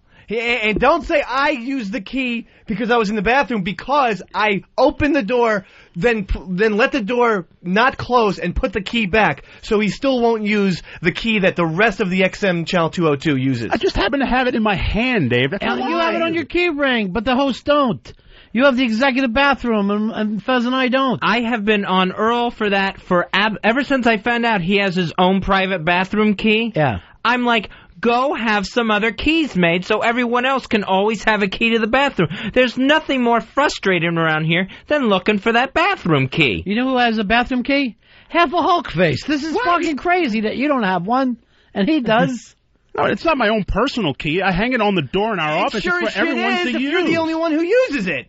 It's for everyone's use in that office. Why won't you get us, and I swear, and I say to him, go have Ronnie and I keys made to that bathroom. And then he'll giggle, and he won't give me an answer, yes or no. Wait, how does he giggle? That's annoying. And I don't know Very accurate. There is something. All right, fucking E-Rock just showed me his key.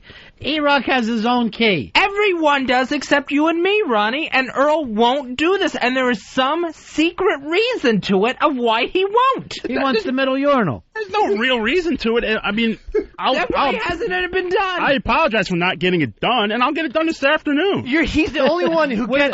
And the indie music. Everything is happening. Everything is going to happen in a moment. You like punishing the bosses for some reason. That's true, Dave. Oh, yes, you do, Earl. Yes, you do. You like punishing them. Enough's enough. Dave? No. If you want to... Wait a second. Wait. Earl just said, well, everyone can use the key that I use. And right. Earl, where do you keep that key? On his key ring. It's hanging on the freaking over your desk. Over your desk.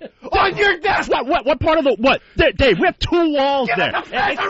It can hang on one side of the door or the other side. It just hangs on the one side where everything major I don't hangs walk on the in door. that fucking storage room you call an office. I wouldn't be caught dead in that fucking hellhole. Put the key in the middle of the office then. Put it in the door. There is no middle of the office. Neutral zone. No, instead it's got to be right over your desk with your stuff, with the cameras that you steal. That is true. You got a fucking nice camera and I ain't get one. I'm sitting here with fucking poppycock. From Mark Reynolds. What am I? And Fez is going to be watching Scorsese flicks. And you know that he ain't going to open them. There's not one cartoon in there. There's not?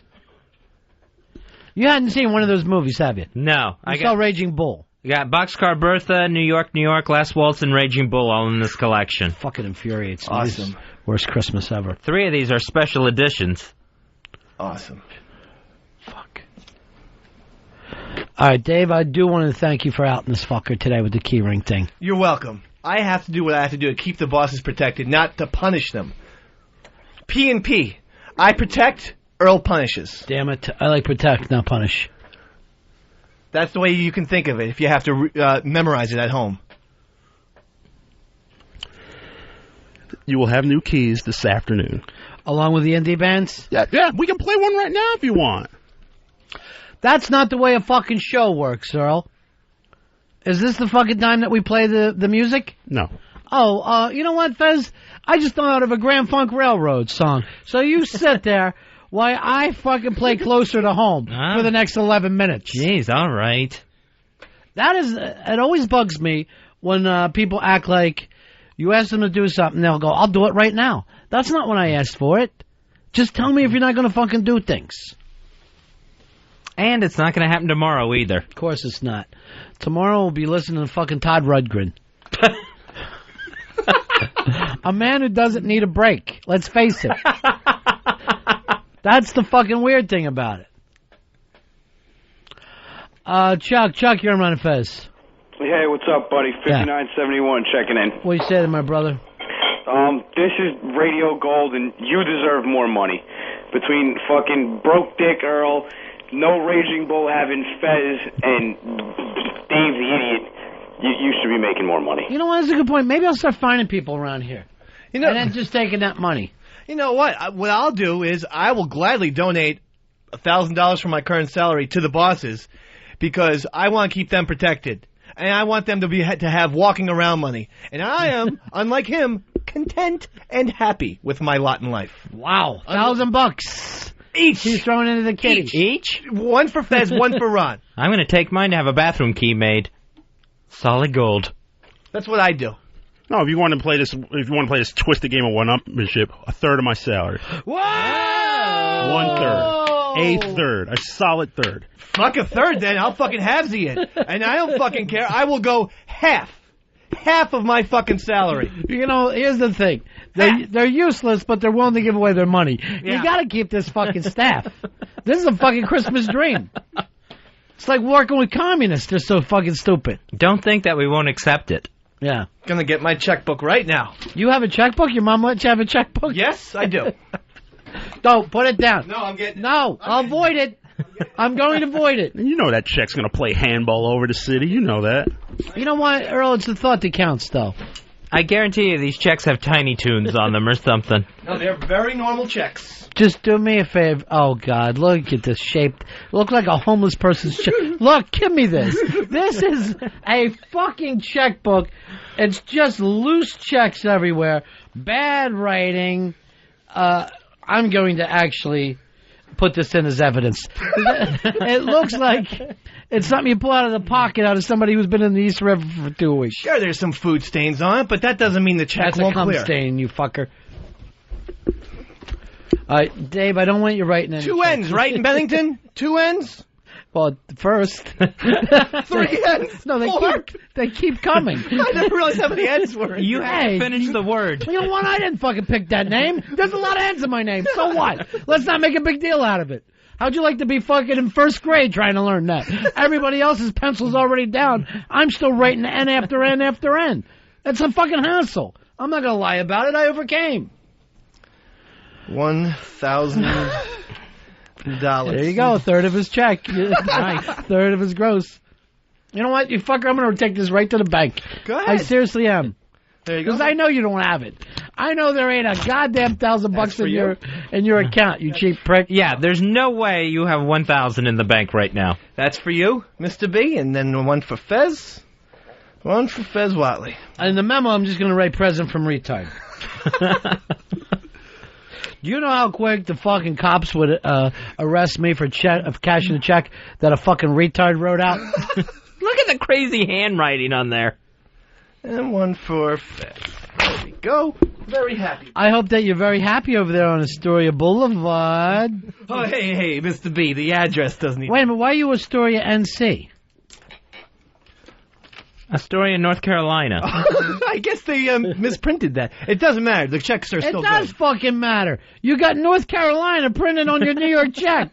This is useless.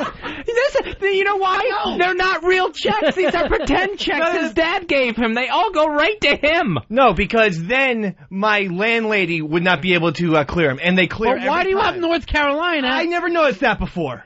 And yet I look at your check for 2 seconds and go, something fucking stinks with this. I can't believe you, after all the work with Bennington, you misspelled Watley. What do you mean? I can't believe you made a check out to Watley. How's he going to cash that? Pretendville? In Astoria, North Carolina. You know what? We'll go to cash this. It'll be just like a little card table and a cash register that West Side is sitting in front of. Hello, welcome to the bank. Here's your monies. And we'll just get Monopoly money. The branch manager looks like Roberto, the ventriloquist dummy. Now, Earl, you're ready to give us 1/3 of your paycheck every week. Yes, definitely. Why? Where's the check? What kind of employee does something that's stupid? No, what are you, a sharecropper? Come on, Earl. No, I mean, if he's trying to put a price on the loyalty, I'm showing my loyalty to you guys. And why is he running around like a chicken with his head cut I don't know. This turned into fucking madness. It really did. Now he's just writing bad checks. God, I hate this show. I didn't even know there wasn't a story in North Carolina. No, there isn't. Of course there isn't. He doesn't know what he's doing. Did I forget to mention? Yeah. You guys get Christmas bonuses. I don't like to leave anyone unattended to. You're getting cash, too. $20 each. Wow. 20 bucks cash. Thank you. And here's how I think of my hosts. Yeah. Ron said yesterday he wants to watch Babel. What do you got there? That's a DVD copy of Babel. that I got for free from the Writers Guild. Was that bought on Chinatown? Well, you better not yell that out, or you're going to get fucking busted. No, I'm not going to sell it. You're not going to sell it. Can you get all these Writers Guild movies? They send them, at their own leisure. Discretion. Yeah, discretion. What do you vote on? I vote on the Writers Guild Awards. Wow. Yeah. Very impressive. And I think perhaps this year I can vote on the Academy Awards for writing. In other words, adapted screenplay and original screenplay. No, you can't. You have to have had something fucking done. You got to be in the Academy. Because you haven't made any money as a writer, right? No, not really. Other than writing traffic reports for. Yeah. No, I made money there then, so that counts. Yeah, I made about a couple grand there. Do you have an agent? No, I don't have an agent. Thanks for this babble. There you this go. will go nice with my poppycock and my memos and my book. Babel picked up 7 Golden Globe nominations today. I'll tell you all about it tomorrow, Fez. Go through each one and let me know. You already went out and saw this, right? Yes, I did. What'd you think of it? I thought it was good. The best of the year, though? They No. get 7 nominations? Not as good as Departed. And I'm not just saying that because I'm a Scorsese fan. It was not as good as Departed. Let's go over some of these things. This is the Golden Globes. Golden Globe Awards, which yeah. I guess is on the way to the Oscars, but then they also do a lot of nutty stuff there, right? Yeah, so these are going to be awarded January 15th, I think. So the nominations came out today. Best Picture in the Drama category, Babel, Bobby, the Bobby Kennedy story from Emilio Estevez. Please. The Departed. Yeah. And Little Children, I don't know what that is, and The Queen. I think The Little Children is British. And The Queen, of course, also British. Yeah, sounds like it. Not exactly a great fucking bunch of movies there. Almost embarrassing. Best Picture musical or comedy, because they do 2 Best Picture categories at the Golden Globes. All right, maybe this will help. All right, Borat, that gets nominated. The Devil Wears Prada. Man, enough with this Devil Wears Prada. It's just a standard chick flick. I didn't even realize it was a comedy. I thought it was a drama. Yeah, you know what it is? It's fucking Sex in the City. It's this girl. She's a fucking hayseed. She comes to New York. She has a mean boss. She's fallen in love with the guy from Entourage. It's one of those at the end, she realizes that, family and friends are better than ever. I don't know what the fuck. It's the same shit. At the end, they learn not to want things. Women. You know what I mean? At the end of a guy's movie, it's like Rocky, go for your dream. Yeah. The woman's movies always end up, my dreams aren't important, so fuck them. I don't need diamonds. Yeah. It's the moral. Following Devil Wears Prada, also nominated Dreamgirls, Little Miss Sunshine, and Thank You for Smoking. Man, Thank You for Smoking wasn't great. I'm surprised that Prairie Home Companion wasn't in there for musical. Oh, it was terrible. Well, this isn't the most terrible awards. I thought it was good. I thought it was a good movie. Now that Robert Altman's dead, I can finally say what I thought of that film. Shite. I couldn't say it while he was alive. Earl, you were supposed to get him on the show, right? Yes. And now he's dead. So when are you still working on that booking? I'll have him today. No, he is deceased. Trust me. Trust me. Fez and I are going out to lunch next week with Eli and Wiki. Let's write all these things down. Oh, that's a good idea to have a list. Mm-hmm. Take it in there. So far, the list will take us through a second dessert. Robert Altman dead. Thank you. All right, so really nothing happening, right? Right. Best Director. We're going to be the same things. Yeah, well, Clint Eastwood got nominated twice for Best Director, but neither of his pictures got nominated. Well, let's face it, both of those pictures are the same movie, so let's stop acting like he's got 2 movies. Also, Martin Scorsese got nominated for The Departed. The director of The Queen, Stephen Frears, got nominated. That's the one and only Stephen Frears. The one and only Stephen Frears. And the really long-named director of Babel got nominated. Oh, so De Niro didn't get nominated for Best Director? No, for The Good Shepherd? This one isn't out yet, The Good Shepherd. They do shit before it comes out, right? None of these things that haven't come out yet are up for the nomination. Really? I thought the Golden Globes people would have at least gotten an advanced screening. Well, tell me one movie that's coming out. Oh, you know what? There is one. Because Best Actor, Will Smith, for The Pursuit of Happiness. Right. So that hasn't come out yet. And that thing looks just so depressing. And Dreamgirls isn't out yet. It's coming out on Christmas Day. You're right. Now I'm already part of the backlash from that. I'm already annoyed by it. By Dreamgirls? Yeah. You haven't even seen it yet. But from the trailers, it's running constantly. Yeah, I still can't wait to see it. I'm really looking for it. I'm still on the bandwagon. Because it's a musical?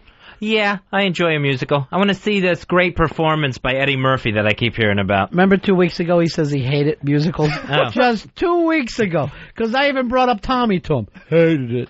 Now, 2 weeks later, love a musical. Just cherish them. So actors in a drama nominated for a Golden Globe. You mentioned Will Smith for The Pursuit of Happiness. Also Leonardo DiCaprio for The Blood Diamond.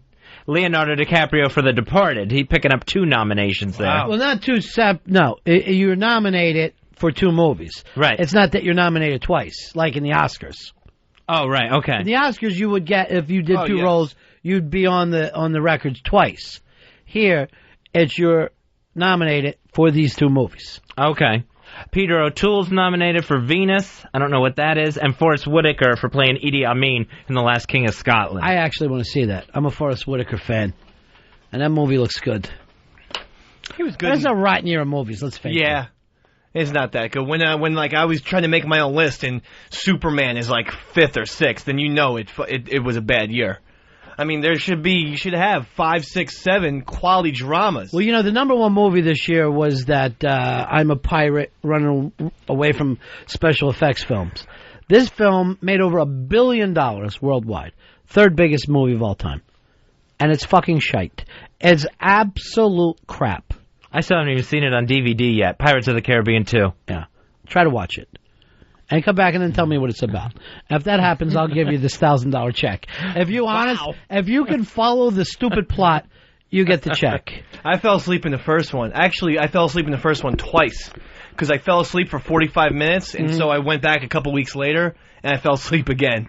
I fell asleep in that thing that we're all trying to find, My Precious, that trilogy. Lord of the Rings? Hated it. Oh, they're awesome! Despised it. Really? Yeah. Oh. I found it to be as like if little kids took acid. That's what they would fucking write, Lord of the Rings. You didn't think it was sort of like just another Star Wars? Yeah, you know? It was terrible. It was like watching Star Wars again, without any spaceships. At least in Star Wars, I'll wake up if I see a nice spaceship. Ron and Fez Show. Ronnie. Fezzy. The Ron and Fez Show. XM 202.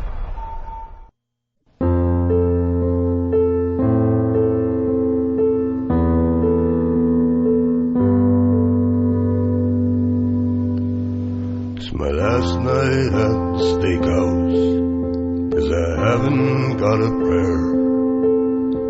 My debts and bets are piled up, my bills, my pockets bare. So I'm ragging out some bar glass, and my eye runs to the door. There they stand, 4 men in hand, I'll serve them, carry out my plan. I'm gonna take me to the Brooklyn Bridge. I'm gonna rip me up in howling winds. I'm gonna swim me down the cold black sea. Gonna take me so they can't take me. Well, I see the men as quickly as my arthritic legs allow. Here's a snapshot of me then. Can you guess how old I'm now? Well, I used to box on Sunday in the $20 fights. But you don't last long, and when you're done, they dim you like the lights.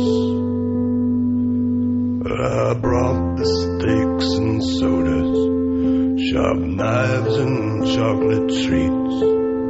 Took up the check and nearly died when I saw you'd left me all I need.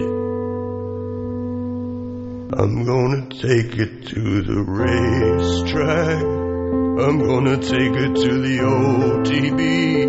I'm gonna take it to the basement games.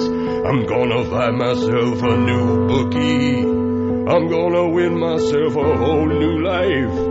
Run the tables and then find the wife. I'm gonna make it now and want to say it takes a road come back any day. All right, that's It Takes a Rube. Fezzi's theme is the name of it. Sleeves did that. What is Sleeves' website, Fez? I don't know Sleeves' website. I'm sorry. Most of the stuff from Sleeves you can find on thecosmiccircus.com. No, he has his own website, though. Something that we could be something to do with atoms. If anybody knows, 866-RON-0-FEZ, 866-RON-0-FEZ. I'll open up the prize closet to you. I don't know what it is about that song, Fezzy. I know we should set it up that the song is about Fez, but there's something good about it. All right, 866-RON-0-FEZ. When does Rookie of the Year come out for NFL? Rookie of the Year is at the end of the year. Yeah, okay. We're not going to give one. It's not like Golden Globes. So quick, we better get Rookie of the Year out. And, you know, you look at the guys last year, which I thought they were all going to flop. When I looked at the Heismans last year, I go, none of these guys are going to make it. The top three guys all doing terrific this year. If anything, next year, this year's crop of Heismans, they'll flop next year. That's my new prediction. It's hard to picture those guys going on and doing well in the pros every year. Brady Quinn, you know, I've seen the struggles he's had with Notre Dame. The times it's hard to imagine him in the NFL. I don't know. I probably haven't seen enough of Troy Smith to judge him completely. All right, let's go back to last year's, though. And who do you think has made out the best here? What were the top three picks? Houston went number one with Williams. Who was two? Was that Tennessee? I think two was Reggie Bush in New Orleans. Reggie Bush went before Vince? I think so, yeah. And then Tennessee had third. Yeah, with Vince Young. Who actually did the best job, you think? I'm going to say Vince Young. I think he had the best rookie season. He's really 4 in a row now with Tennessee. Mario Williams actually went before Reggie Bush. Right. That's what we said. That's exactly what we said. We're trying to say who turned out to have the best season. Because Houston says they're very happy with Mario Williams, even though he's been hurt a couple times. They feel like he's helped them out.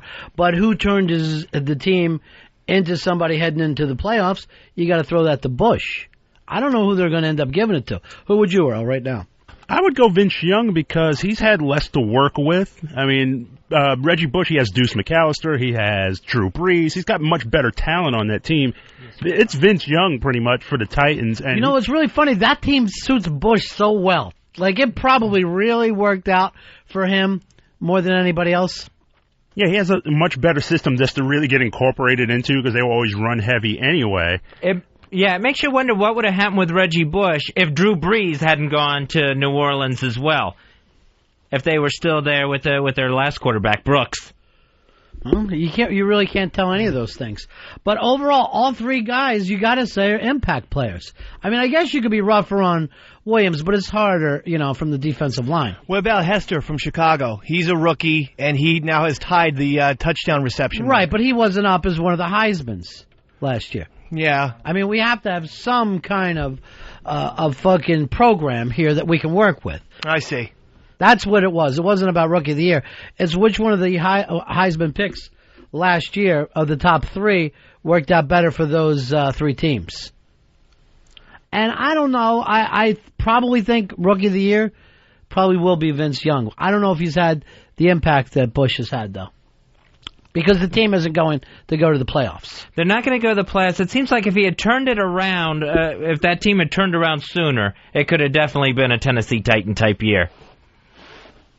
Bill Cowher says he's not going to leave the Steelers waiting very long after the end of the season on if he's going to come back or not. Cowher gone? I think he's gone. I think he's all done. I think he realized he probably should have left after the Super Bowl, but probably thought there was a repeat in him. Now that there's not, he's not going to stick around. Got to take the shot, though, right? Maybe these guys want to win another one. Although they could still go into the playoffs, right? I don't think they're mathematically eliminated. They're climbing back up the last few weeks. Am I wrong? Yeah, they've had a couple wins that have kept them alive. Yeah, they can ease in as a wild card because a couple of losses with New England and with the Jets falling apart. So definitely they have a shot. Oh, it's our buddy Stu Gods. Hey, Stu, what's happening, buddy? Hey, what's up, guys? What do you say? I got Sleeves' website for you. Yeah, what is that exactly? adamsmotions.com. Thank you very much. OMSmotion.com. If you go and check that out, most of the stuff that Sleeves does is very spoken word. It's very strange. He's definitely a corner that hasn't been turned yet, but he's pretty brilliant. Stugat's going to send you into the big ass prize closet. We'll get you a copy of 9 Lives by Robert Plant. The 9 CD set contains all of Plant's solo albums and a bonus DVD from Rhino Entertainment. That's also in stores now and at rhino.com. Dave, you're on Ron and Fez. Hey, yeah, you're talking about the Heisman top 3. Mario Williams wasn't in the Heisman race. It was Matt Leinart. Oh, you're exactly right. And he's also had a pretty damn good year. He's had a very good year with Arizona. Again, good year on a bad team. So I thought I'd come up with that. Thank you. The Today Show is widening its gap over over the other morning shows ever since Katie Couric left. Well, I mean, it's always been number one, right? Yeah, there was a couple times when Good Morning America started to close in on it. Now, is that because Good Morning America also lost their host? You know what? I think this is more of a Meredith Vieira thing. I think it's more of a Today Show thing than an actual Katie Couric thing. I'd like to see the numbers on that, because that had to hurt when their host went on to do the news. I saw a stat that said that toward the end of Katie's reign, Good Morning America had closed to about 40,000. So Today's Show was still number one, but only by 40,000 viewers. What are they now? And now it's up to 2 million. Wow, okay. So at the time that she leaves, they get the new Happy Face Girl.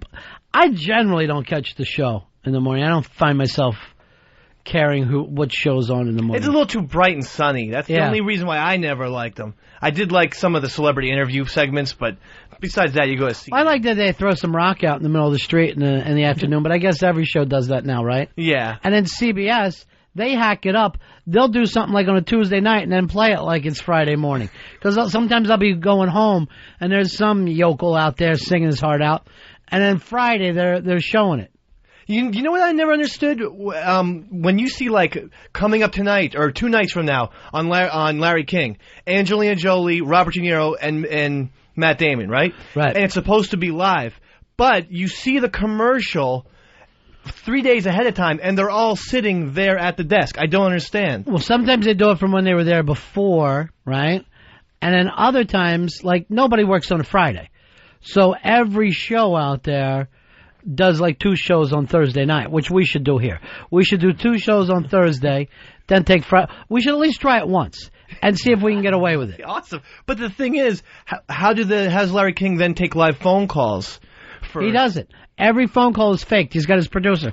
Larry, I love the show. Larry, I want to ask you a question. Go ahead, sir. You're on Roanoke, Virginia. Why yell out the city's name? Roanoke, Virginia. There is a fucking man, Larry King, that if he had a corner man, it would be stopped right now. The corner man would throw in a towel and say, my boy can't go on anymore. He doesn't know where he is. He never knows who his guests are. He knows absolutely nothing about anyone sitting in front of him. Fez, I saw him talk about it before. He takes pride in the fact that if a guy has a book out, he won't read the book. And if the guy has a movie, he won't see the movie, because this way he wants to come to it like a moron, as if a newborn baby suddenly had a microphone and was on. So if he has a hockey player on, you play this on ice? Don't you slip around a lot in your shoes? No, we wear skates. Skates?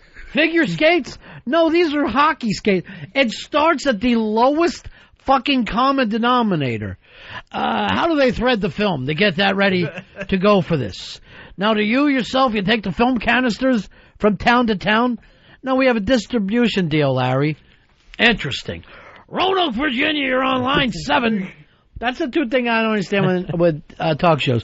When they just yell out the city name or give out the line, as if anyone listening or viewing cares what fucking phone bank just got hit. Do you like him better or Charlie Rose? Because Charlie Rose is, but sometimes it's too boring. And Charlie Rose, smart? No, but he's done almost too much research, and he talks for a long time before the guest can finally answer. I find it fascinating.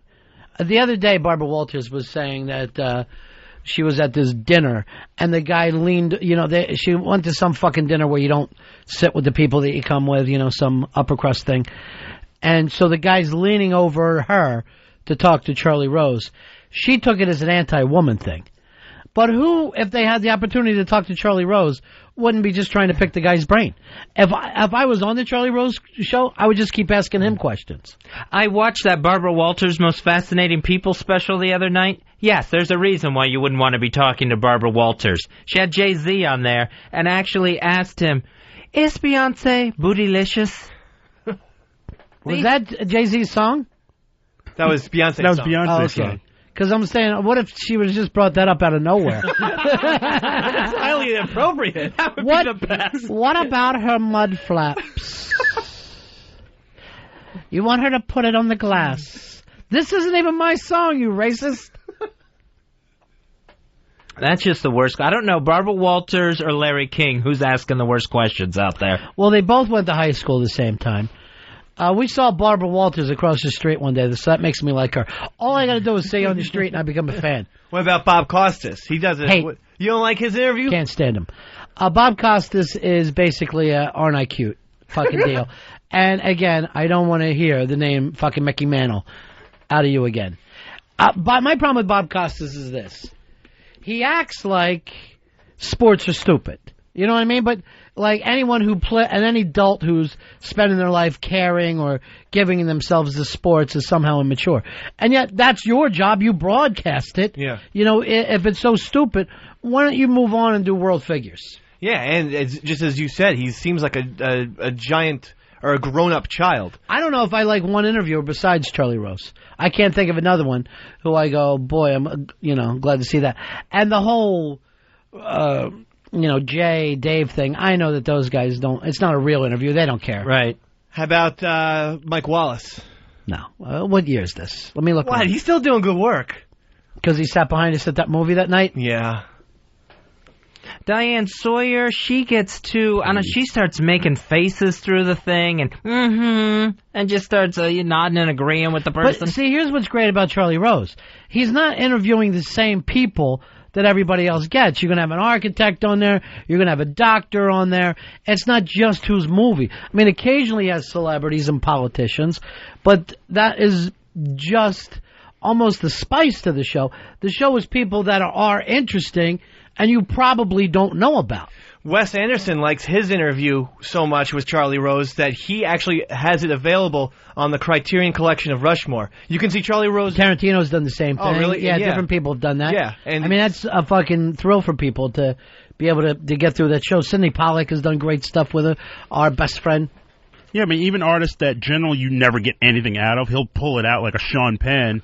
Well, he's talking to them about the work. Where if Sean Penn goes on the Tonight Show, you got to hear about his luggage is missing or his child stepped on a cake. It's always the same stories on these on the celebrity shows. You're not really finding out about the movie or the work. If you're interested in those things, do you like James Lipton at all? Come on, Dave. No, seriously. No, of course not. I know everyone says his questions are lofty and stuff like that, but the fucking imbecile. They're not lofty. They're stupid. It's a chance to suck up to someone. I literally saw him take Johnny Depp's left nut and was just tickling it with his tongue for 15 minutes. Well, I agree that when he's interviewing J-Lo, that's really over the top and annoying. But I think he's gotten some good stuff out of Alec Baldwin. Good. Well, you go home and watch it when you get home today. Okay. With that fucking $1,000 check. Here's our friend Blowhard. How you doing, Blowhard? Merry Christmas, boys. How are you?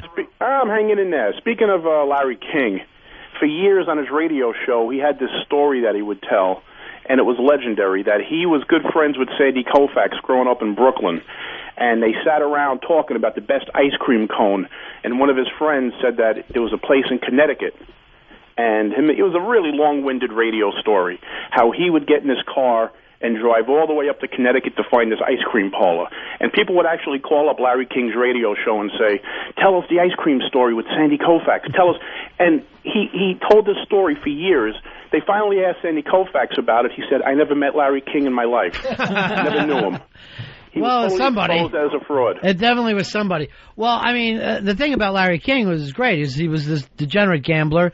Even when he was on the radio in Miami, was going around getting bank loans that he couldn't possibly bad checks. pay off. Yeah, he was Dave writing bad checks. I met him in the OTB on Broadway about 5 years ago. I met him. Yeah, I I think he's a great guy.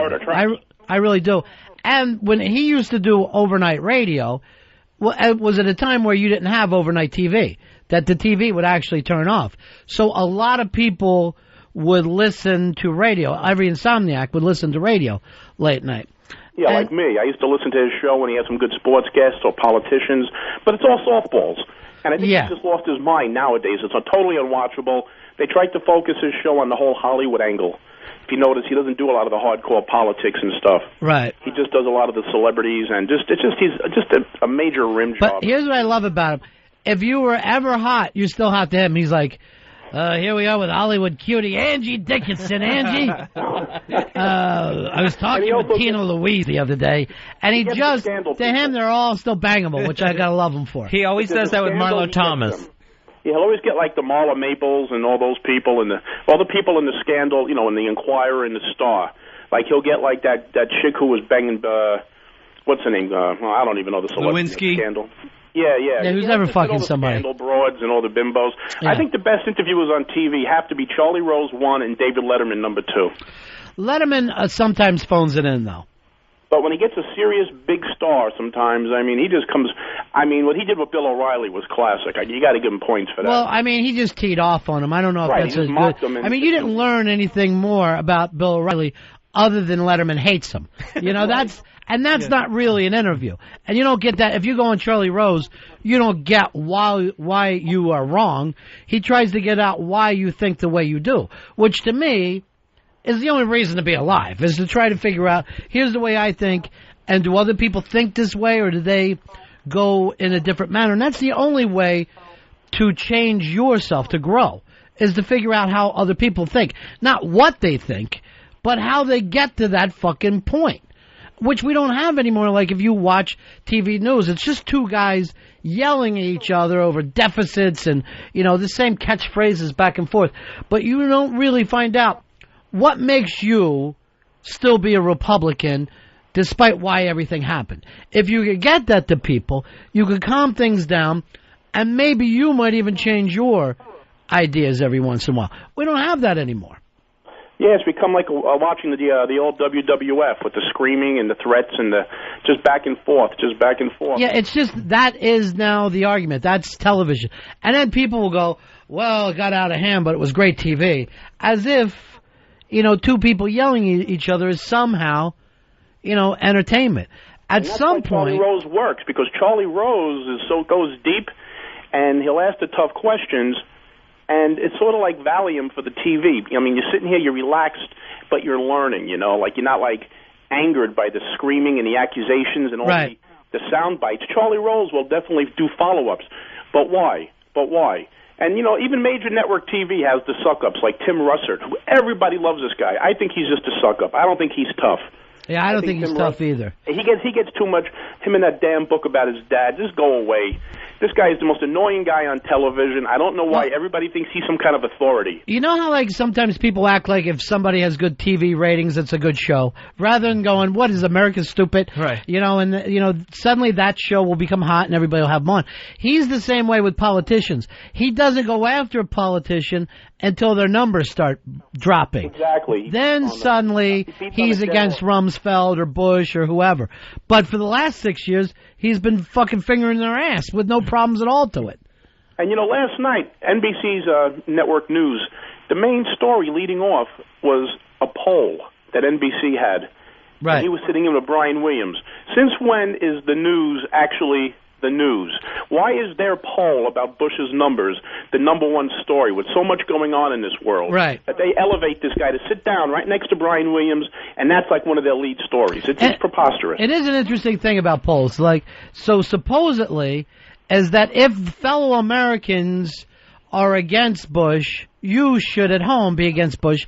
And then if his numbers bounce up, well, then maybe I like him. It's almost telling people, here's what your neighbors say, so you better join into into the pact.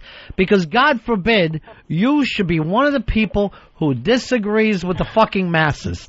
You should be the one who says, wait a minute, the fucking emperor has no clothes on. God forbid you're that person.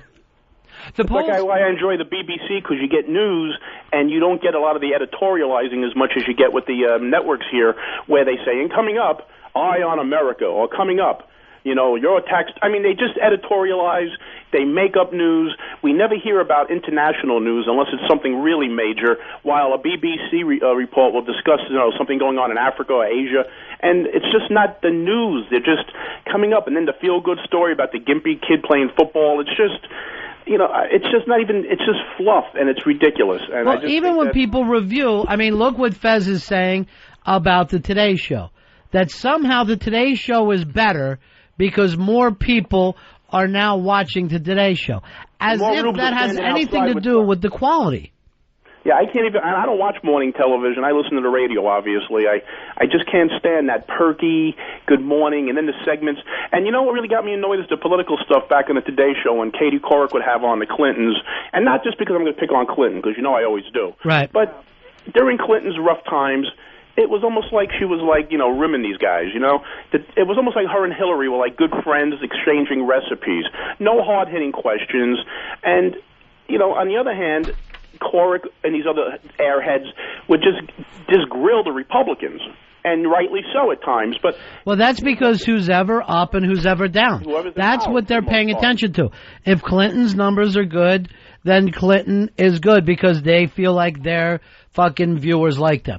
That's why with like some people get mad at us if they don't like they can listen to say anything until you say your political or religious views. And then listeners get fucking totally freaked out because maybe they think that we're not the same people they are.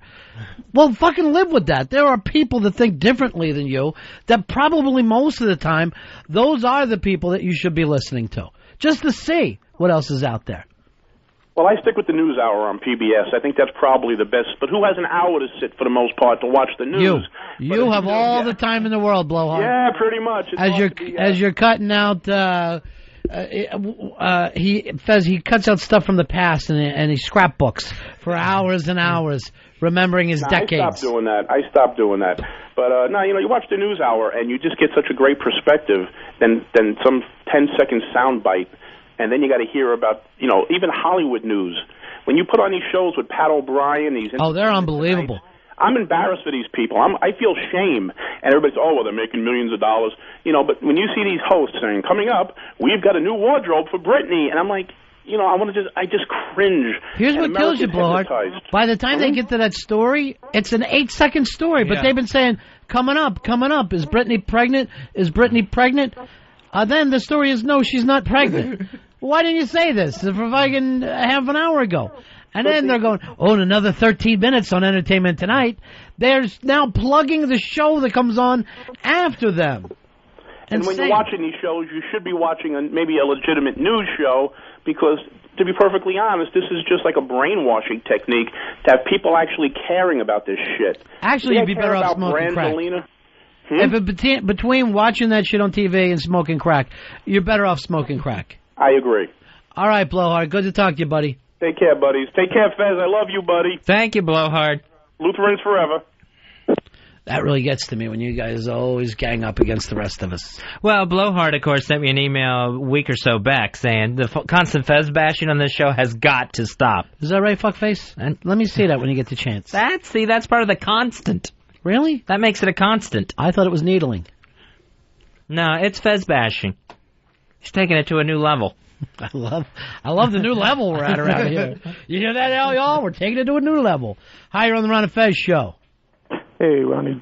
This is Johnny from New York. Just wanted to ask you, what did you think of the old days on Firing Line? What did you think of Bill Buckley as an interviewer? I always found him fascinating, could always get to the bottom of an issue, and really gave everyone a chance to talk for that full hour. I think William Buckley, who I never really agreed with a lot on, is a fucking great mind. I like him better as an interview subject than I actually do an interviewer. And William Buckley was in the Hunter Thompson thing the other night.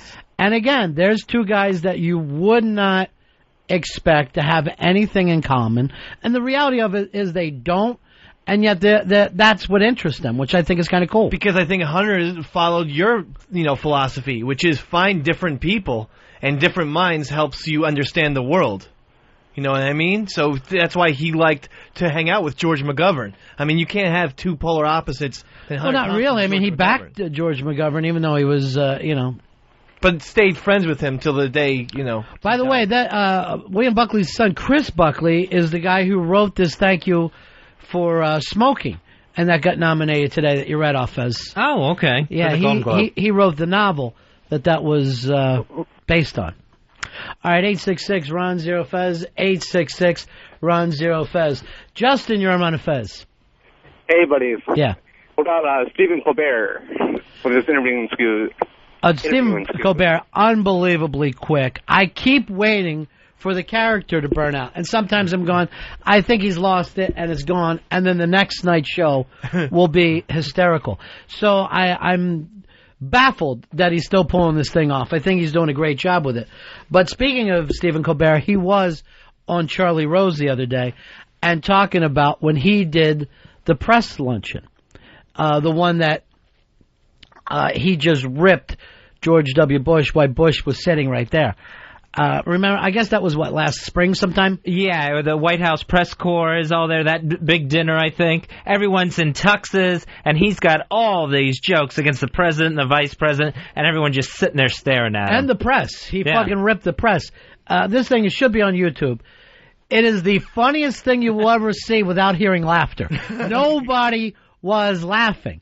And he's going, it was a big room. There's like 3,000 people. So you're catching some people and you're feeding off that. And I felt like I was doing pretty good. He goes, you can only see some of the people up front. He said he went and sat back down and he felt good about himself. And then noticed that everybody sitting there would not make eye contact with him. Nobody said, hey, great job, or hey, that was terrific. And it really got blown up mainly because of YouTube. Everybody probably has seen this. If not, you got to check it out. Because, you talk about cringe humor. It's perfectly cringe humor when you're doing jokes about the most powerful man in the country while he's sitting there, not doing the shit we do, yelling out whatever we want to just between us. The guy's sitting there. Why would they invite Stephen Colbert to do that? They do this shit all the time. Yeah. They always make this mistake.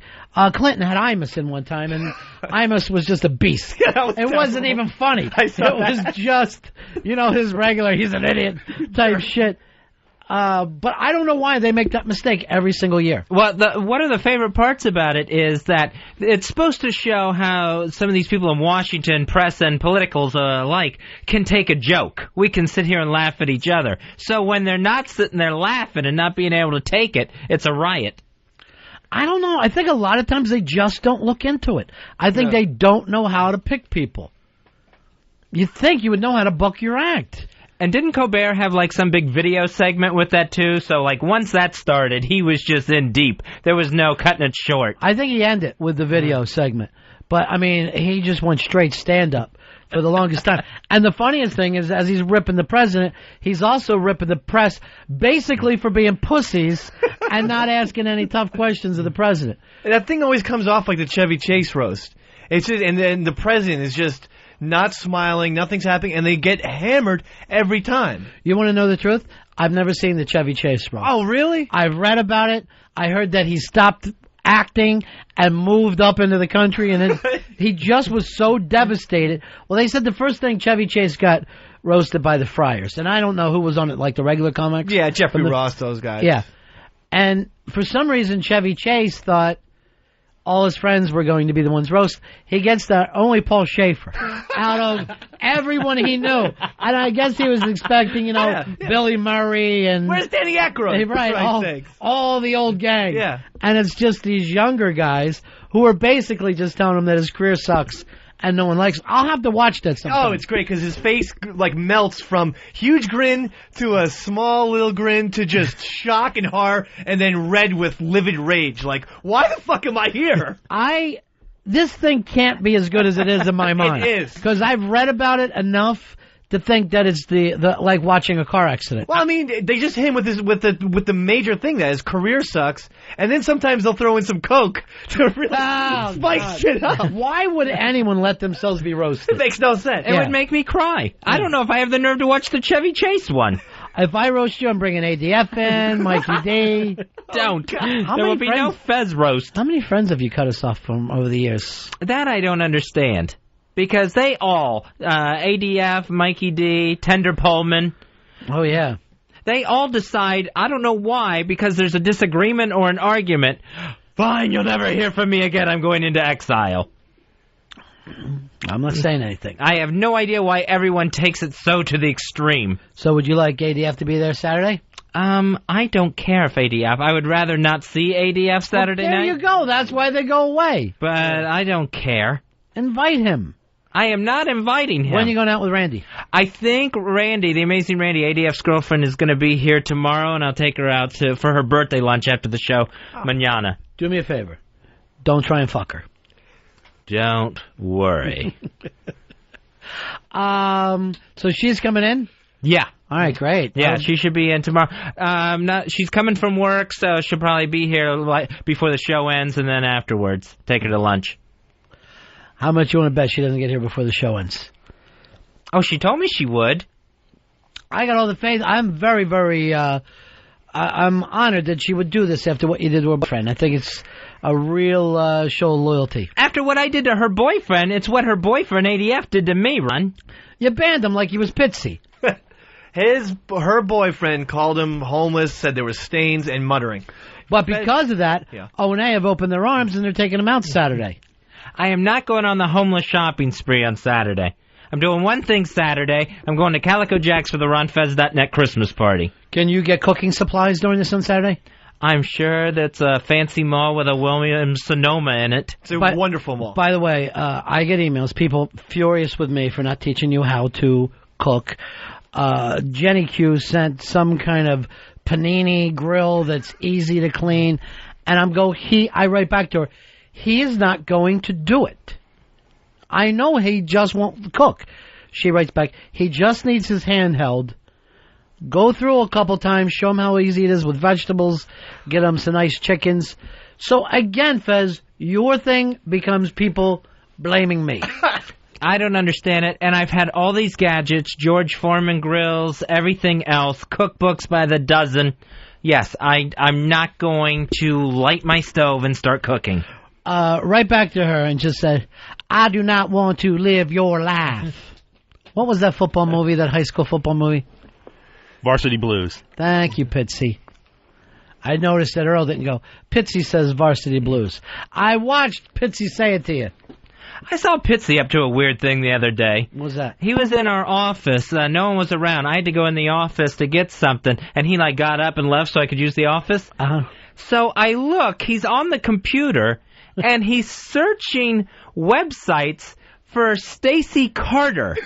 Now, if anyone doesn't know who Stacey Carter is, she was Jerry Lawler's real-life girlfriend and a lady wrestler with the WWE. The cat? The cat, yeah. From what year, 96? It had to be. I was just looking up wrestlers, and I just happened to stumble upon her, and that's when Fez walked in. Why during the day are you looking up wrestlers? John Manelli wants to talk to you. It was after the show, and I was just hanging around, just cleaning some stuff up, and I just happened to get onto Wikipedia, and that's where I stumbled, and all of a sudden Fez walked in. No, that one time her top came off in the ring. Right. That's the picture you were looking for. She was Chyna's valet. She was like a mini Chyna, and they called her Chynette on the WWE. Fez, haven't you been told that this loses listeners? I think it's more of a story about pets. Ron? Yeah. He knows no wrestling talk, right? Yeah, I already talked to him about it. Just I was listening yesterday, and he brought up the cat. I know, he's not going to do that. To go to someone's agent is really wrong about that. Speaking of... Bob Eatman had to get a call. He talks about wrestling too much. Hi, Faz. Bob Eatman here. Hey, speaking of looking stuff on the internet, I finally found the topless photos of Salman Rushdie's wife. What am I doing sitting here instead of looking at it? Holy shit, she's one of the best chicks of all time. She's got a great scar. Oh, yeah. How did she get that? I don't Rusty know. went fucking crazy? I don't know. Started hacking at her with some big Arab sword? Unbelievable. All right, make sure you get that for us. Okay. We got to take a break here and catch up. Ron and Fez Show. Ron and Fez, XM 202.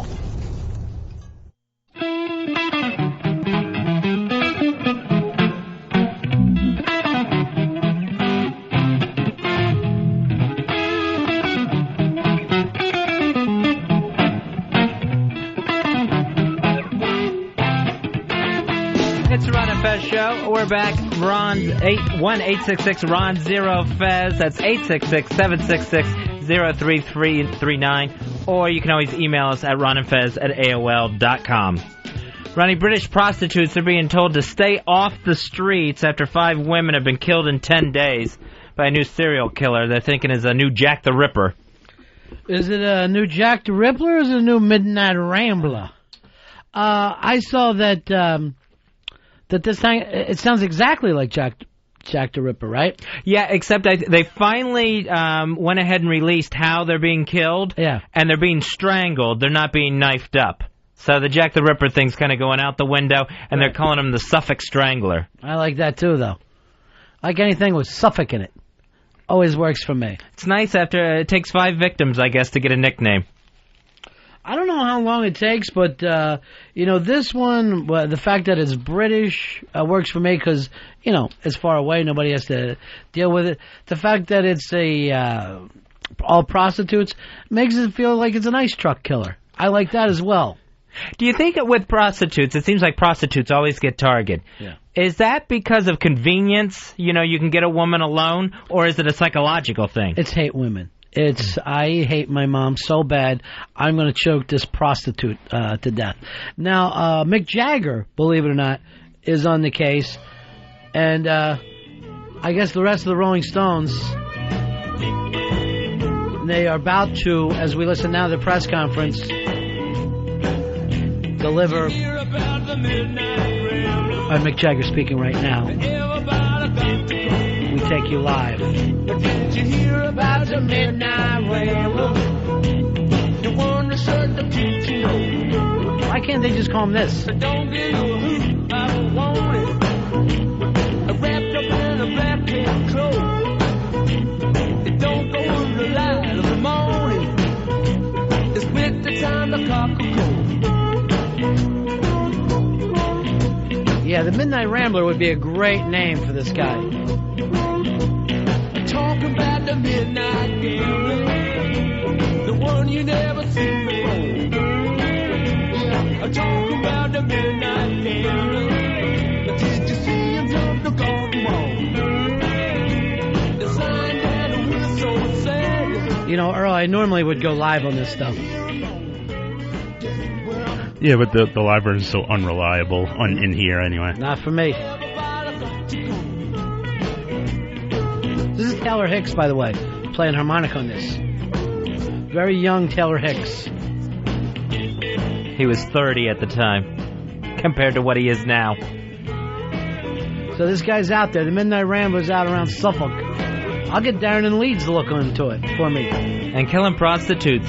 It's like, you think these serial killers, they want to see their name in the press. Yeah. And so why kind of feed that? But it's also police departments can't wait to give a nickname out. Well, did the police department give it or the newspapers? Oh, yeah, it's probably the press. Yeah. Yeah. There we go. Talking about the midnight gambler.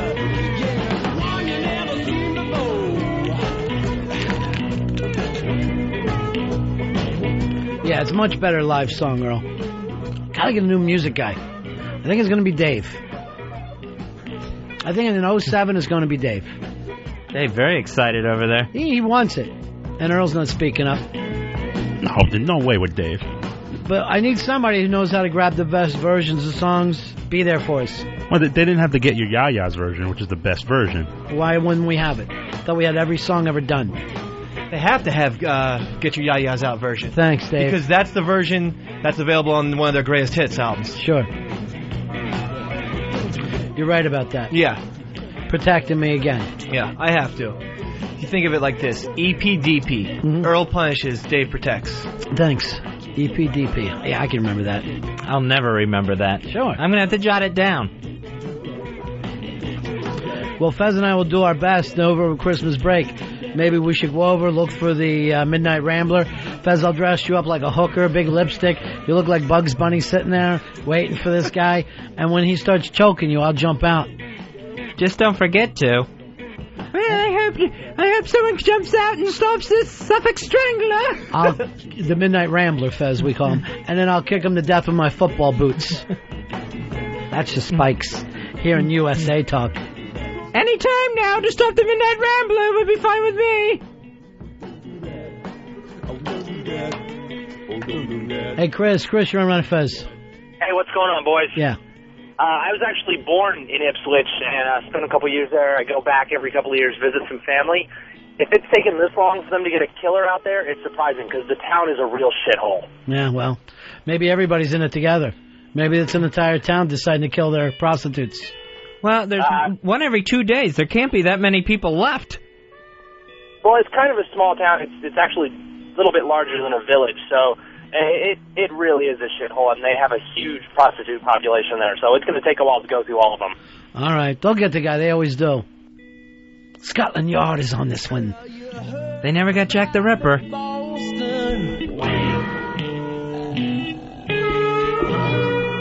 It's not one of those. We're talking about the midnight. The one who closed the bedroom door. I'm going to hit a ring in anger. The knife sharpened, tiptoe. Oh, just a shoe dead, ring bell jam. You know, the world never seen before. So if you ever meet the midnight rambler, riding down your marble hall, like a proud Black Panther.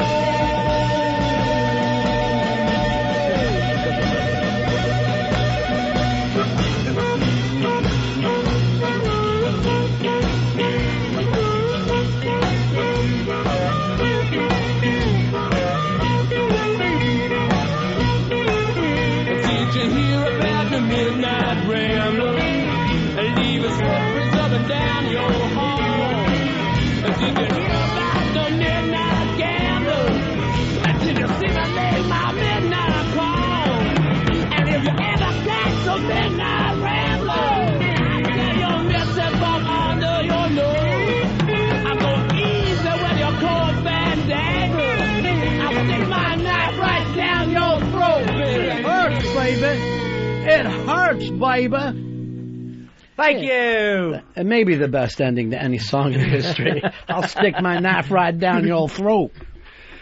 That's the live version. You get to hear Mick Taylor dueling it out with Keith Richards. That's why that live version is so insane. Well, Earl doesn't believe in live versions of songs. He goes the old WNEW. He only plays that on Bring 'em Back Alive weekends. That's the only time he will play the live version of anything. For some reason, guys in radio hate, program directors hate any fucking live recordings. They despise them. Shouldn't hate that one, because Mick Taylor is genius in that song. You know, you're not going to break Earl. He was trained. I wasn't trained that way. That was the only version we played, was the Get Your Ya-Ya's version. Sure, and yet you won't play it now. You won't even play the live version of Baby I Love Your Way by Frampton. What? Is there even one? A studio what? I didn't even know there was a studio version of it. All right, Fez, a call for you. And Earl, give me some backup here. You've got a call coming your way from the Midnight Rambler.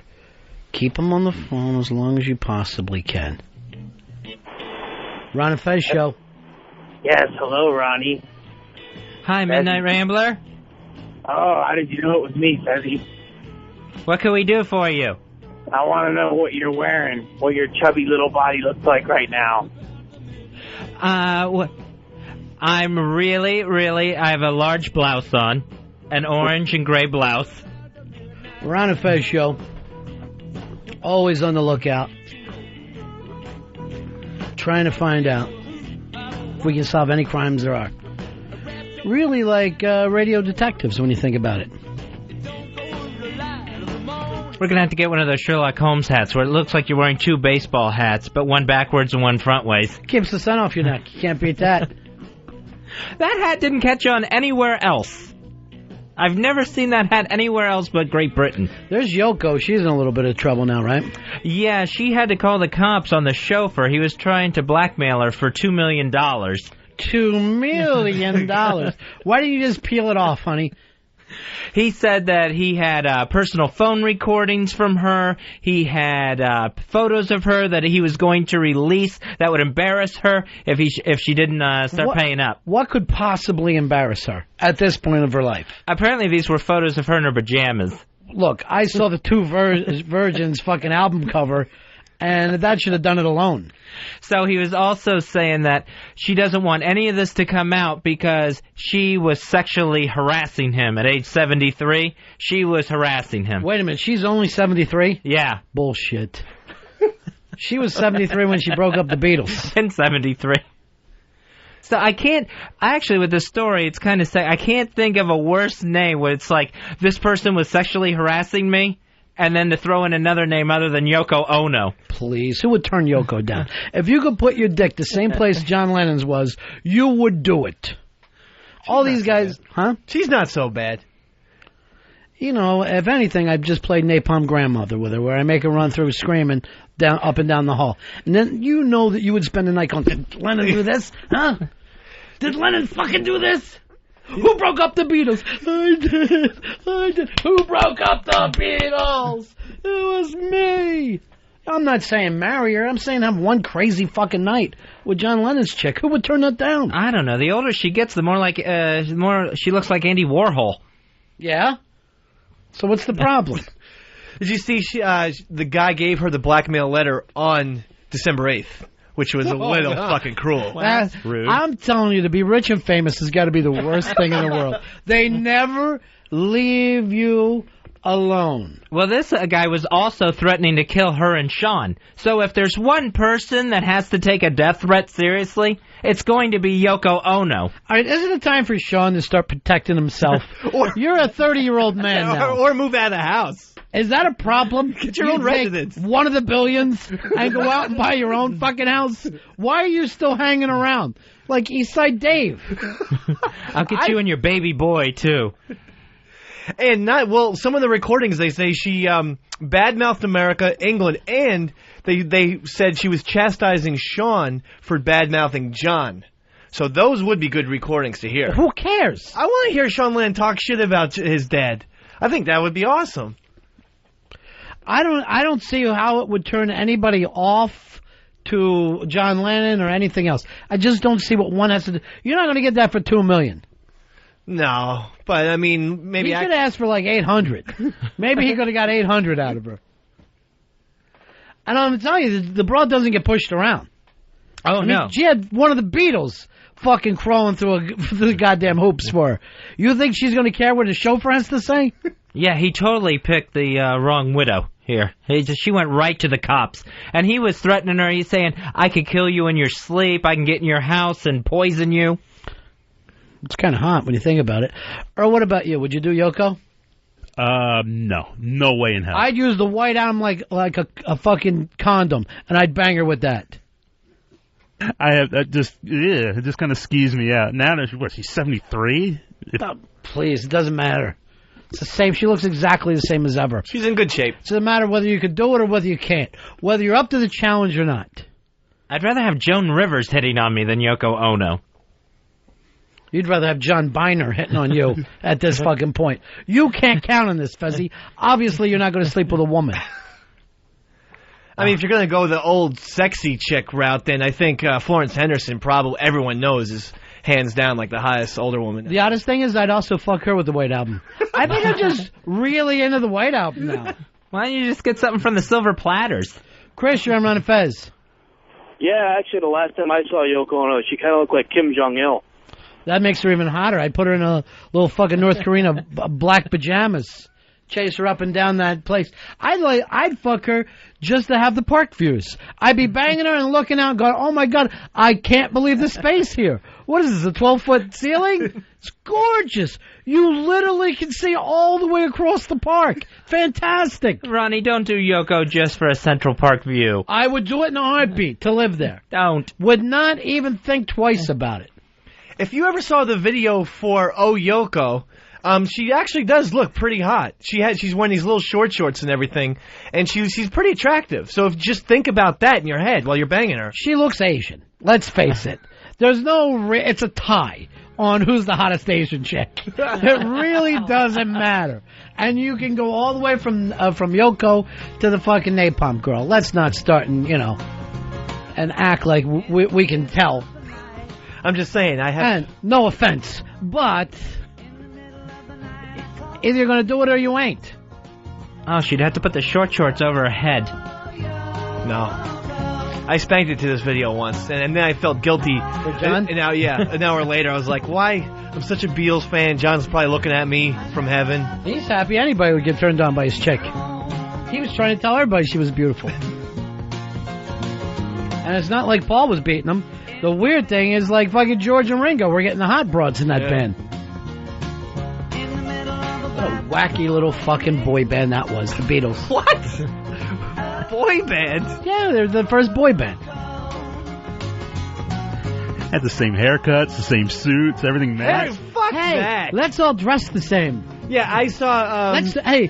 now let's pretend that we're in an old band, and we'll put on old band uniforms from the 1930s. Hey, everybody, we're growing beards and mustaches. Don't forget, we're growing beards and mustaches. That's fucking boy band stuff.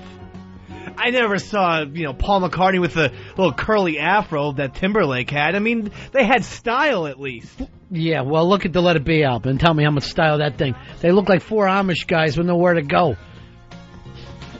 Yeah, McCartney was wearing like tweed jackets at that point. Just he looked handsome. He looked 80. Fuck that. It's only because you jacked off to their albums.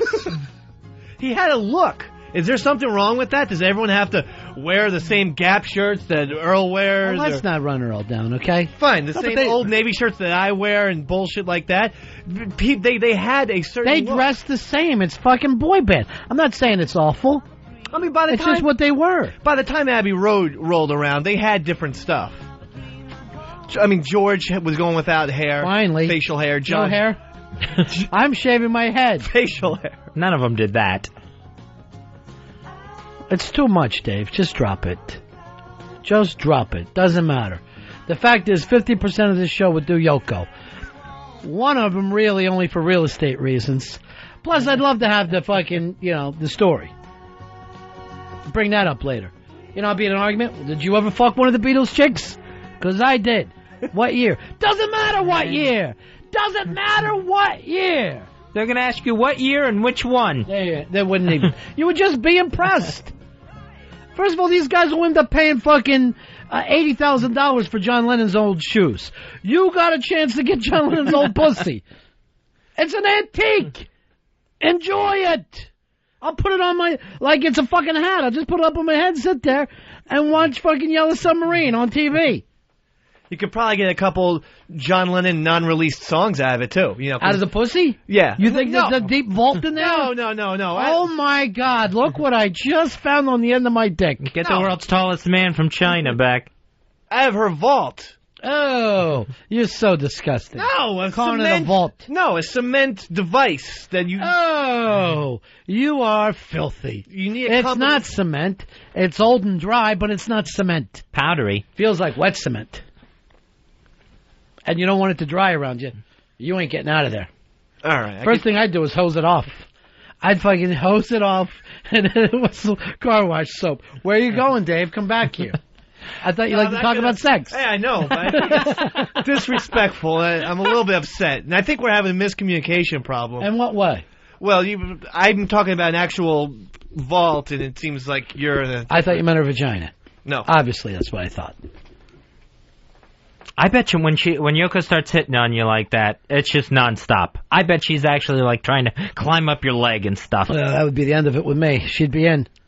This guy was also a Turkish Secret Service man, so he was very adept at setting up recorded devices and stuff. I don't know. This whole story is really weird. It's awful to be rich and you still don't cut your fucking break. You're still surrounded with the same pond scum that everybody else has, except for you got something for them to steal.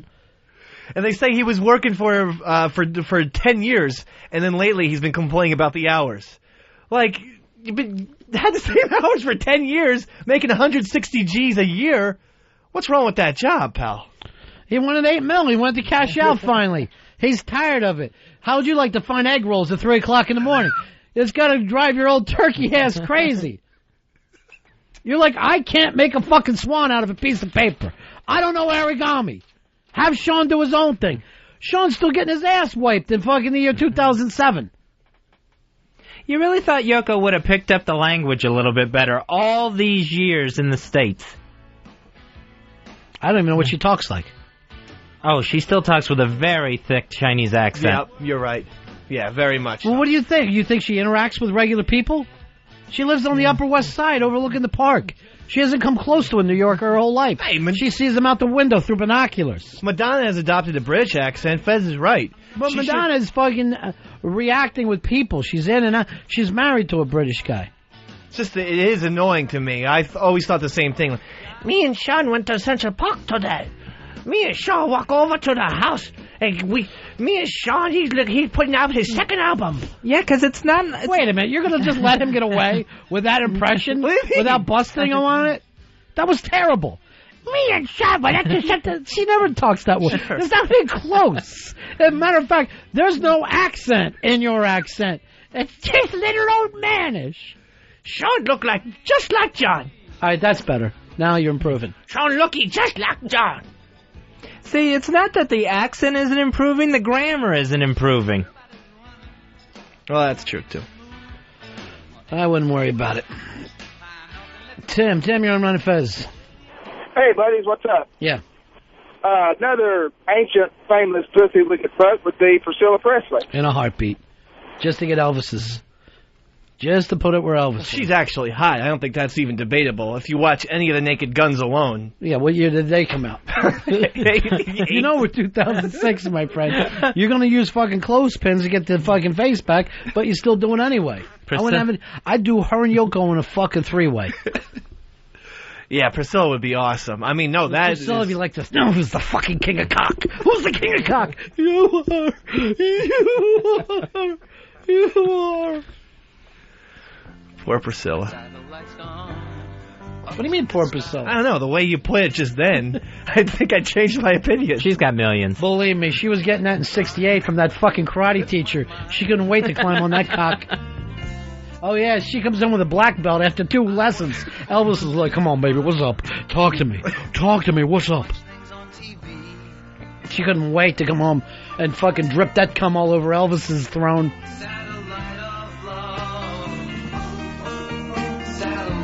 Dan, you're on Ron and Fez. Yeah. Yeah. Yeah. Did Yoko trade in her Japanese accent for a Chinese accent? Oh, you can tell the difference between the two? Hell yeah. All right. All right, man. Have a good day. Peace. Do Japanese, not Chinese. Okay. I'd like to be a part of John's band, and I was in Plastic Uno. Oh, wait. She's not a vampire. She's Japanese. Sometimes John let me sing backup vocals. Give me a little Bungalow Bill. Hey, Bungalow Bill. Does that just jump out of the speakers? Bungalow Bill. You're listening to a fucking album and suddenly just hear her squawk in the Bungalow Bill. I still dig her in a big way, though. There'd be no Beatles anthology without Yoko. Yeah. Howard, you're on Ron and Fez. Oh, tell me Dolly Parton, you wouldn't do her in a heartbeat. I'd fuck her tits alone. It'd probably take me 2 months before even pussy occurred to me. That's how much time I'd be spending on the tits. That crazy waist of hers, the way it's so tied off, that would just freak me out. I think this makes her hot. Mutilation. That thing's as big around as a quarter. Yeah, until she takes her belt off. Quarters are the best coins. Yeah, that's true, Dave. Oh, God. Let's just listen to Lou Reed. Maybe Lou Reed can save our show today. That's the end of my show. Satellite of love. Satellite of